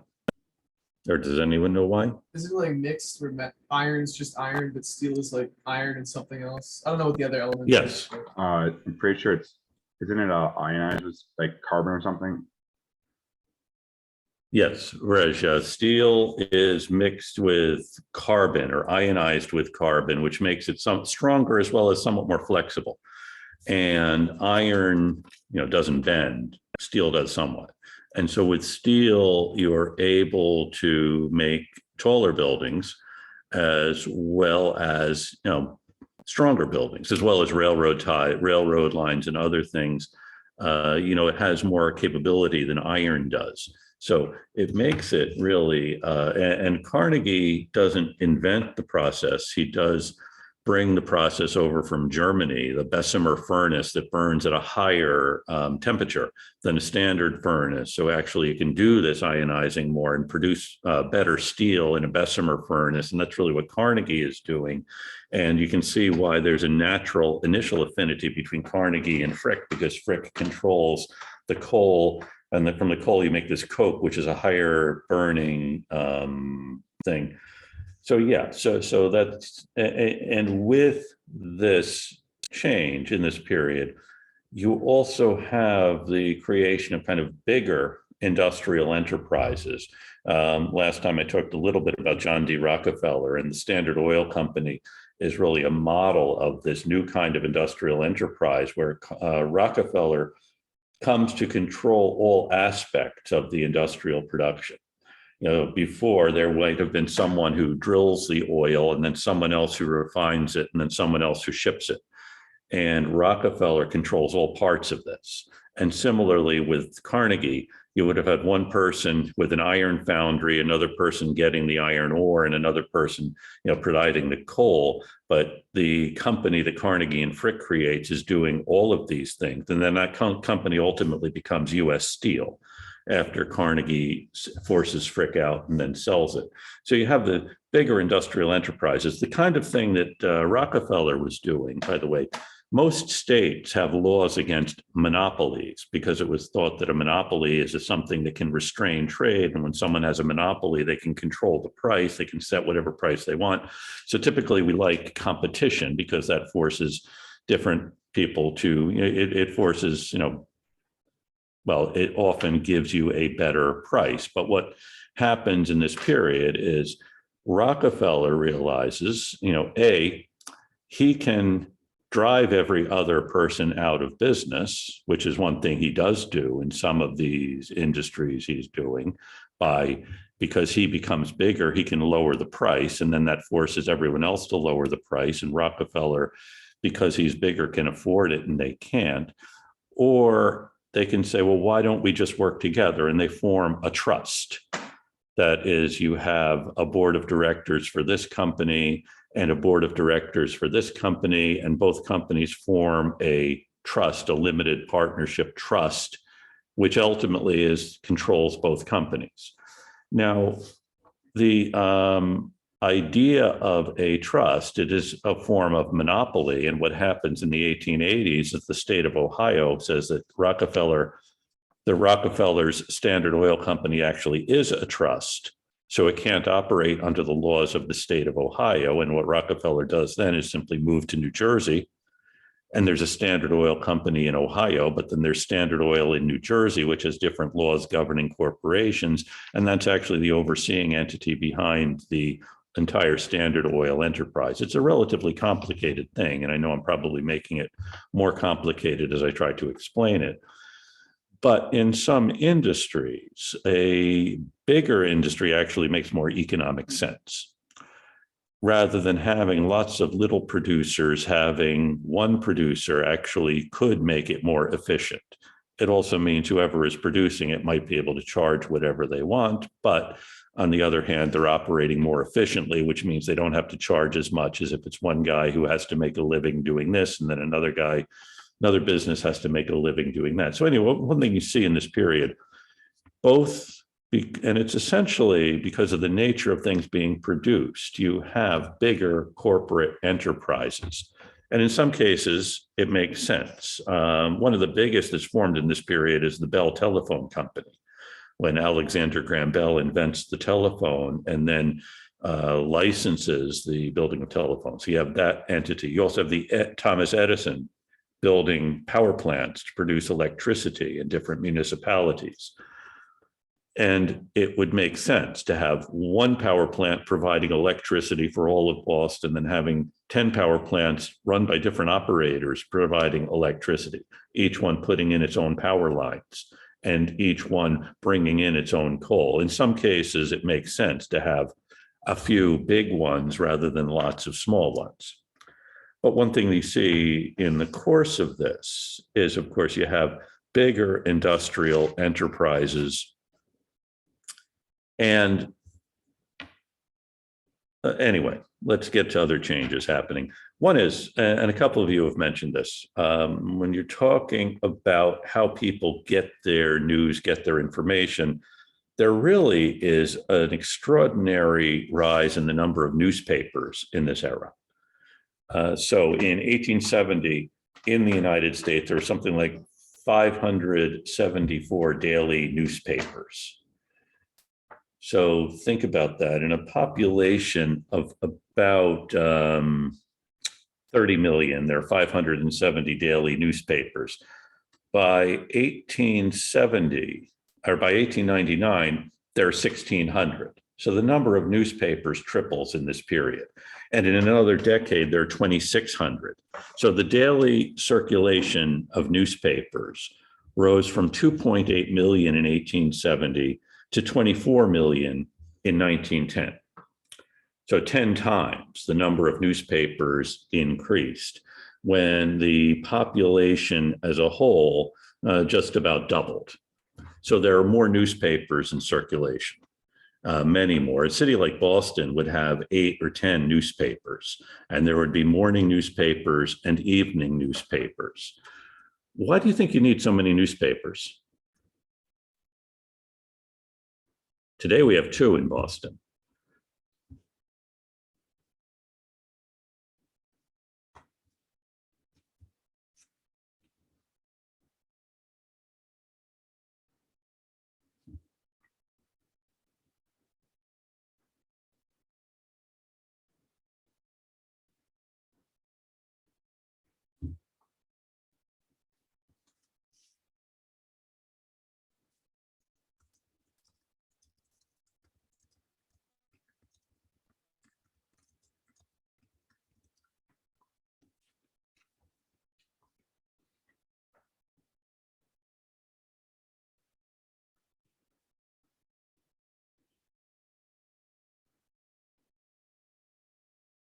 Yes, Sarah.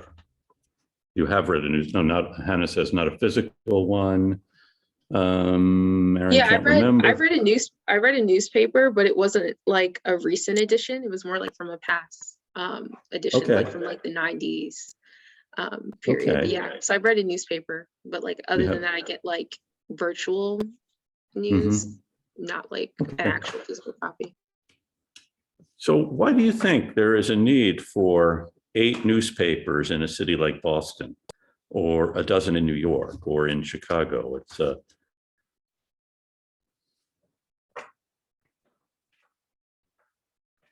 Yes, Sullivan.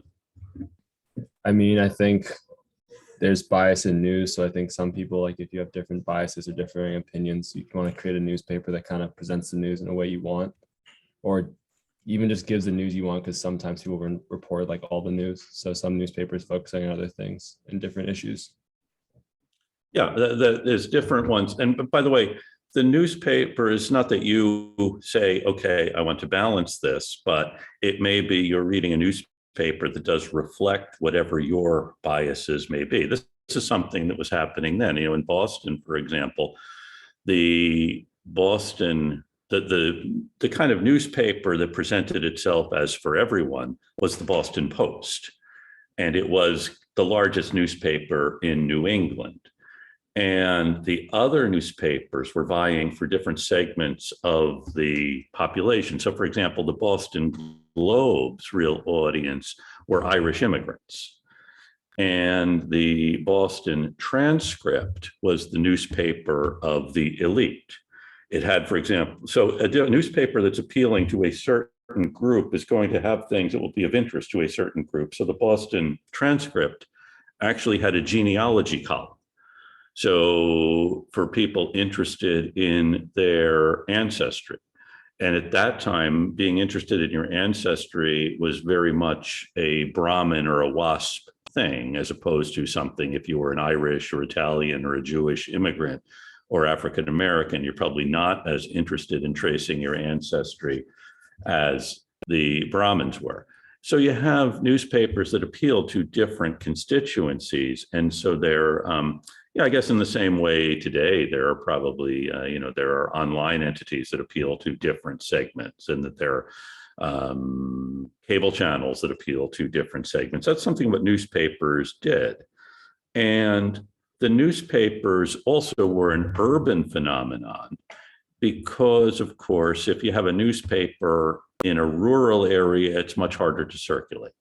By the way, Miller Hall, where some of you may have spent time or be spending time, is anyone familiar with Miller Hall at Suffolk University?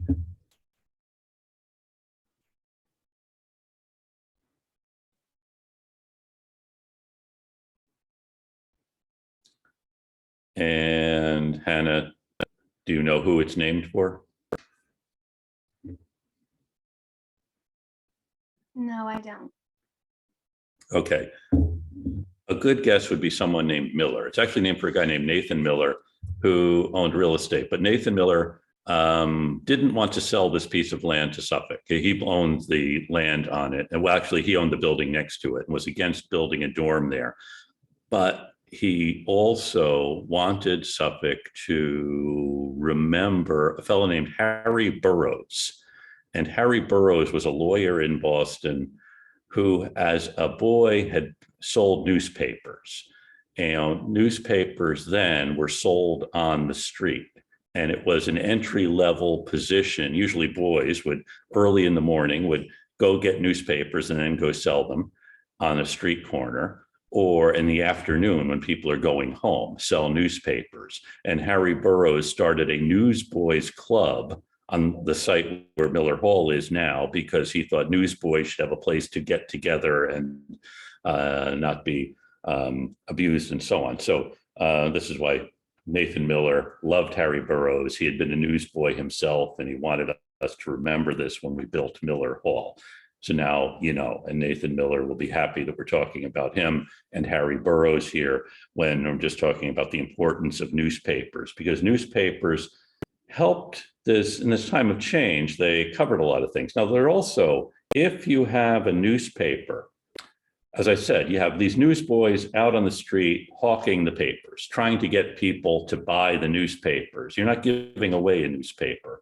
And so how do you get people to buy a newspaper? How do you get someone interested enough that they're going to shell out?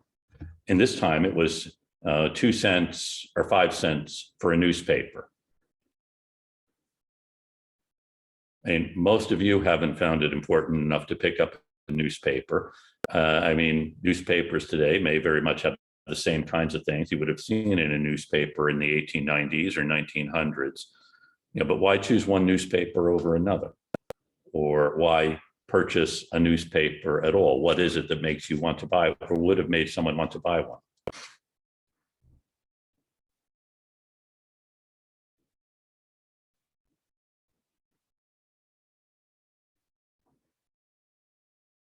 Since only about 3 or 4 of you have felt compelled to buy one, it's probably an unfair question.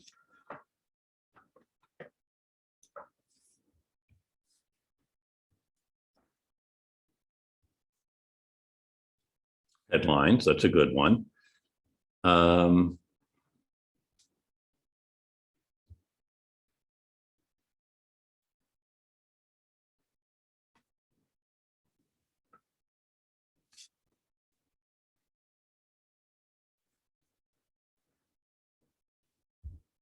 I think a big part of it is the newspapers are changing the way people are thinking about their world. The world is already changing.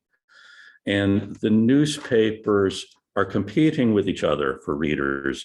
So they're looking for headlines. They're also looking for stories.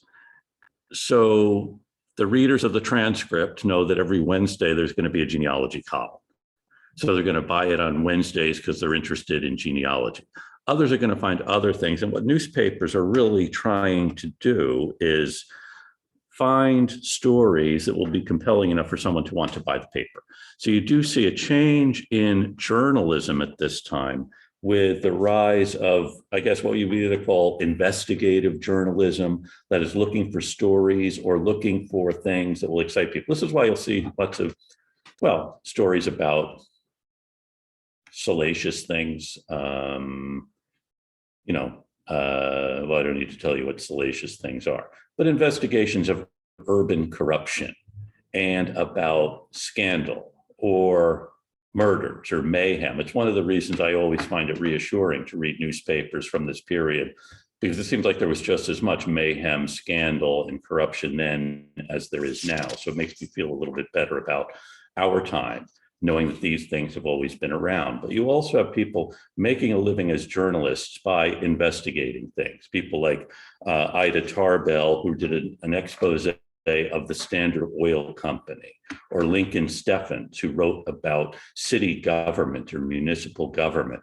And these are people that Theodore Roosevelt, by the way, Roosevelt got along with a lot of these guys on his way up, but he also saw they could go overboard. He called them muckrakers. The man with the muck rake, which is a figure in Pilgrim's Progress. Anyway, they're really appealing to moral indignation as opposed to desperation of people. They're not calls for revolution, they're calls for reform. And the newspapers and the magazines that emerge in this period are very much part of this era of moral reform, or an attempt to reform this world. And we really see in the progressive era an attempt by people newly immigrating into cities, mainly from rural areas, as a way of getting organized and realizing that we can have a more efficient operation, just as there are more efficient operations emerging in the business world. Why don't we have similar efficient operations in the world of government? And one of the persistent things you see in the progressive movement is a desire to put business methods in government. Instead of having government operating by the smoky back rooms, have professional organizations. By the way, in this period, you also see a lot of professional organizations beginning in fields that had once been kind of organizations of gentlemen amateurs, And most of the professions were dominated by men. So, for example, the American Historical Association, or the American Medical Association, or the American Bar Association are all formed in this period by people in a certain profession as a way of standardizing the structure of their organization. So anyone can't just set up shop and start calling themselves a doctor or a lawyer or a historian. Instead, you have this professional structure. And the progressive movement is very much part of this attempt to professionalize American life, and also reorganizing government based on administrative experts. It's what we saw in Galveston.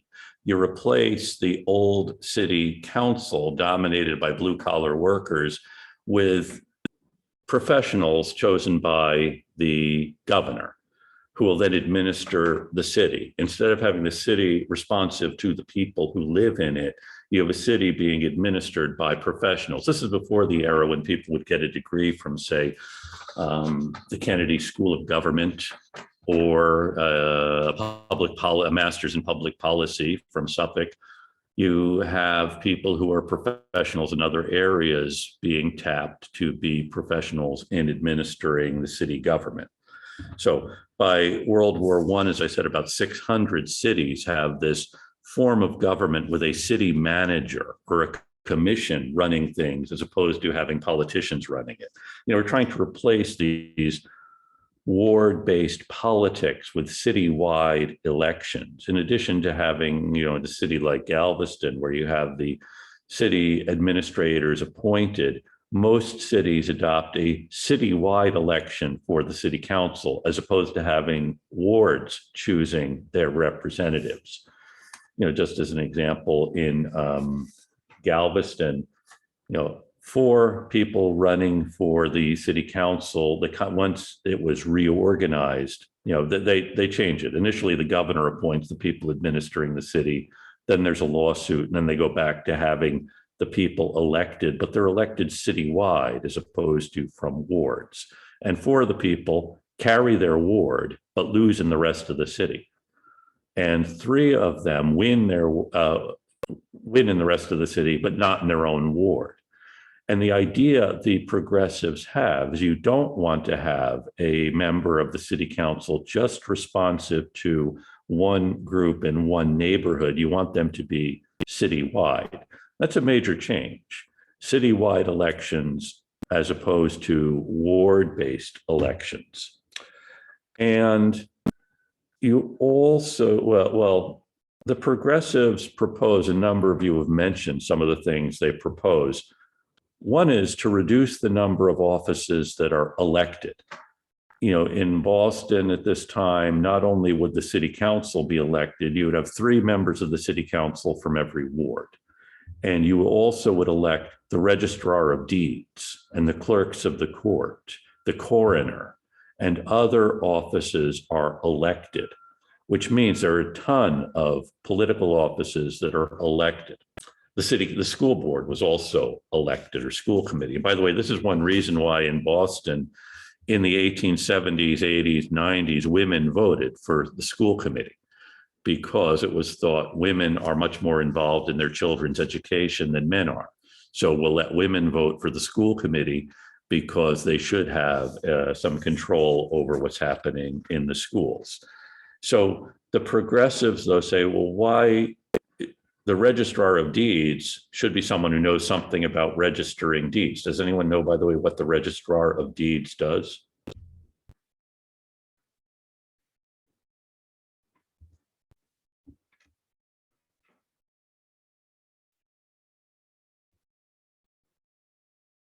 Will it help you get like registrations or something in the city? Registrations of a certain thing. In this case, Property?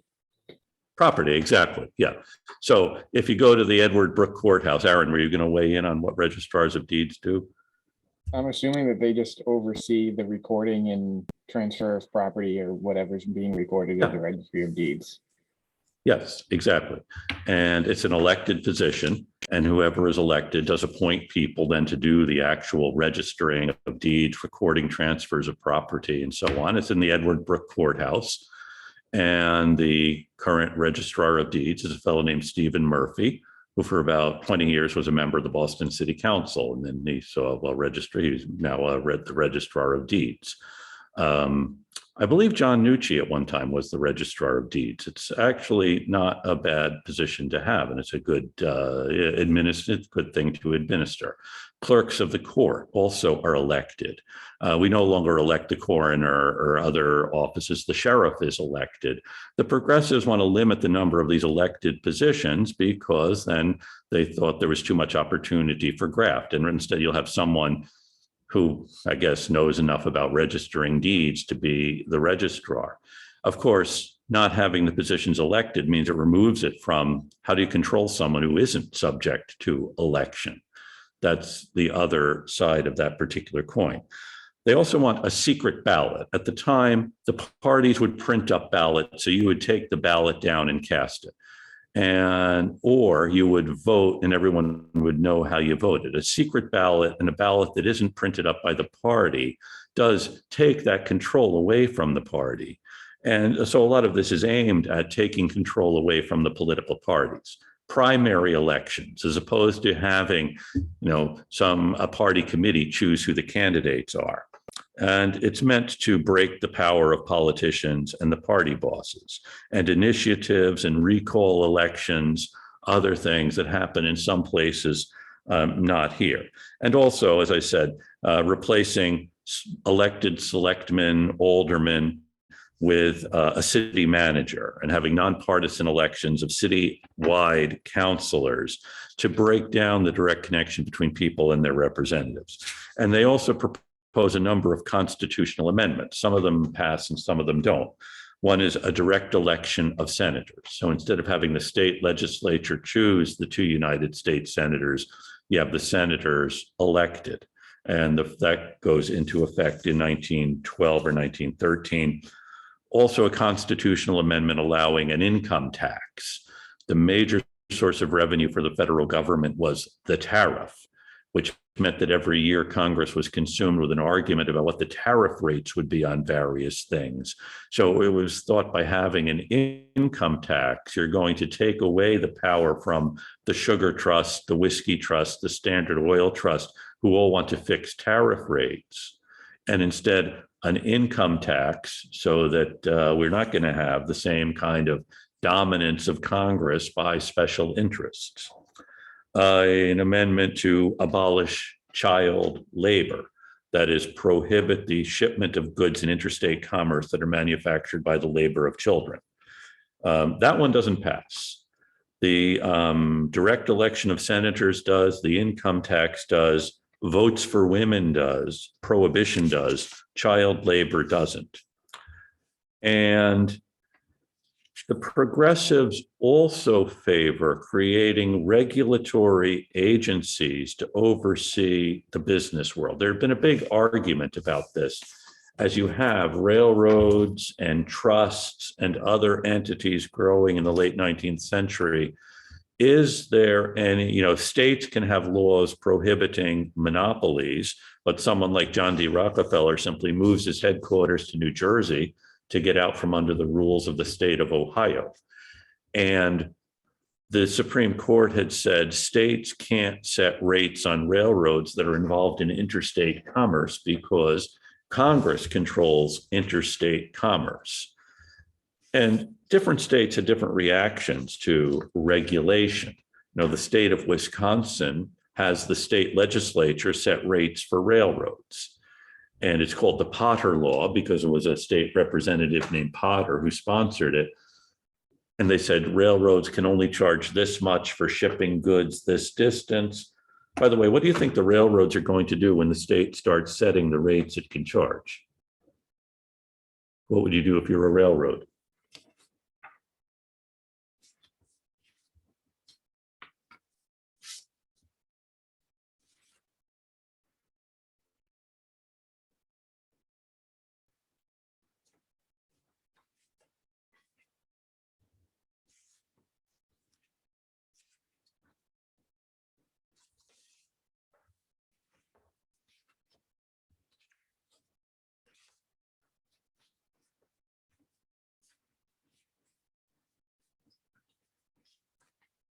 they might try to get these costs repealed, like pay people to go out and lobby for it. And, like, You would want to get it repealed, yes, and you might want to lobby for it. That's a good way of putting it, Zachary.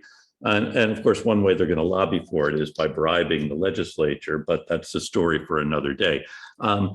One thing you're going to do too is go to court and say the state doesn't have the authority to do this. And another thing you're going to do is to say that we can't afford to run the railroad under these terms.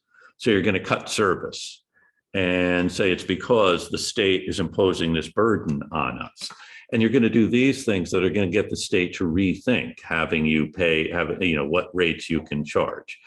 And so what happens, so the state model doesn't really work. Massachusetts comes up with somewhat of a different model for how to regulate railroads.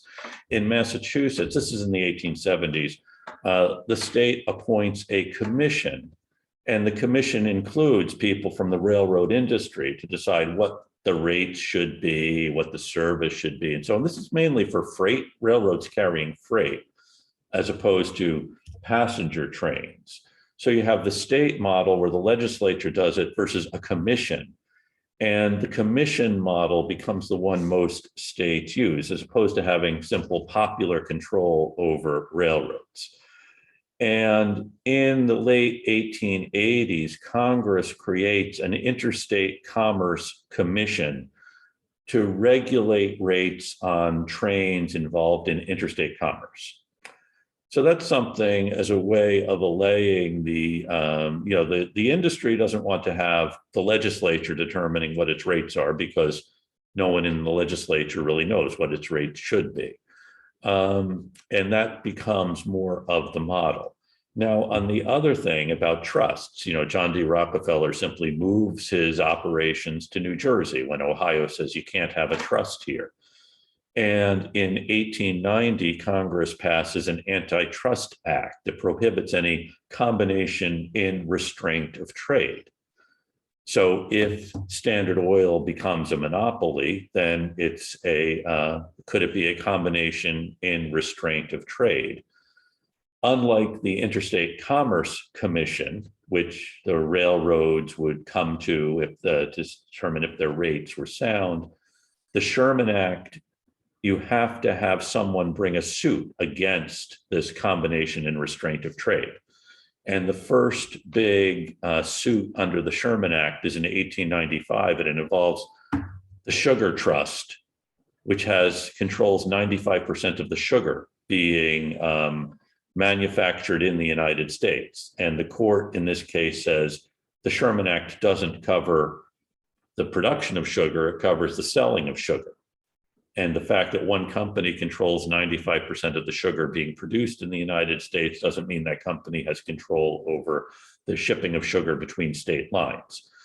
One area where the federal government does come down hard against violators of the Sherman Act involves strikers. In the 1890s, when a general strike shuts down the railroad system, a strike against the Pullman Car Company, the federal government sends troops to break up the strike because they say this is a combination in restraint of trade. So you have some attempts that don't really work because partly maybe they couldn't work against these combinations in restraint of trade in this period. It's something we can continue talking about next week. I'm actually just warming up, and I might spend the rest of the afternoon sitting here talking about these things, but I know you all have lives to get back to. So I'll let you do that. But first, for next week, we're going to continue with the progressives this whole period. And let's see, for our leaders of the discussion, why don't we have Cece Flores, you here, Aristides, Gracie O'Connell. Am I still seeing you on the screen? Yes. Hannah Plasters, Taylor, and let's see, you can take on the discussion of, we have a number, Theodore Roosevelt, great president or not, World War I, cultural watershed, and more about probably the Red Scare too. We'll talk about all of those things next week. And then for biographies, how about Aaron, can you tell us about Charles Ives? Vrej, you can tell us about H.L. Mencken. Eugenia, you can do Edna St. Vincent Millay. And let's see. Zachary, John Dos Passos, and Darcy, you can tell us about Emma Goldman, who we've already talked about today. Okay, so that's it for today. I'll see you all next week in person in the class. Wait, Professor, who did you say I was supposed to cover? I was Yeah, sorry, can you repeat that again as well? Yeah. Yes, okay. Aristides, you are in the discussion group. Okay. Let's see, Eugenia, Edna St. Vincent Millay. Perfect, thank Okay. you. You're welcome. Vrej, you are H.L. Mencken. Aaron, Charles Ives, and Zachary, John Dos Passos. I'll send you all this information too. Okay, thank you. Take care. Thank you, Professor. Have a good weekend. You're Thank you. welcome. Good to see Thank you. Have a you, good weekend. Professor. Take Have a care. good weekend. Bye. You too. Bye.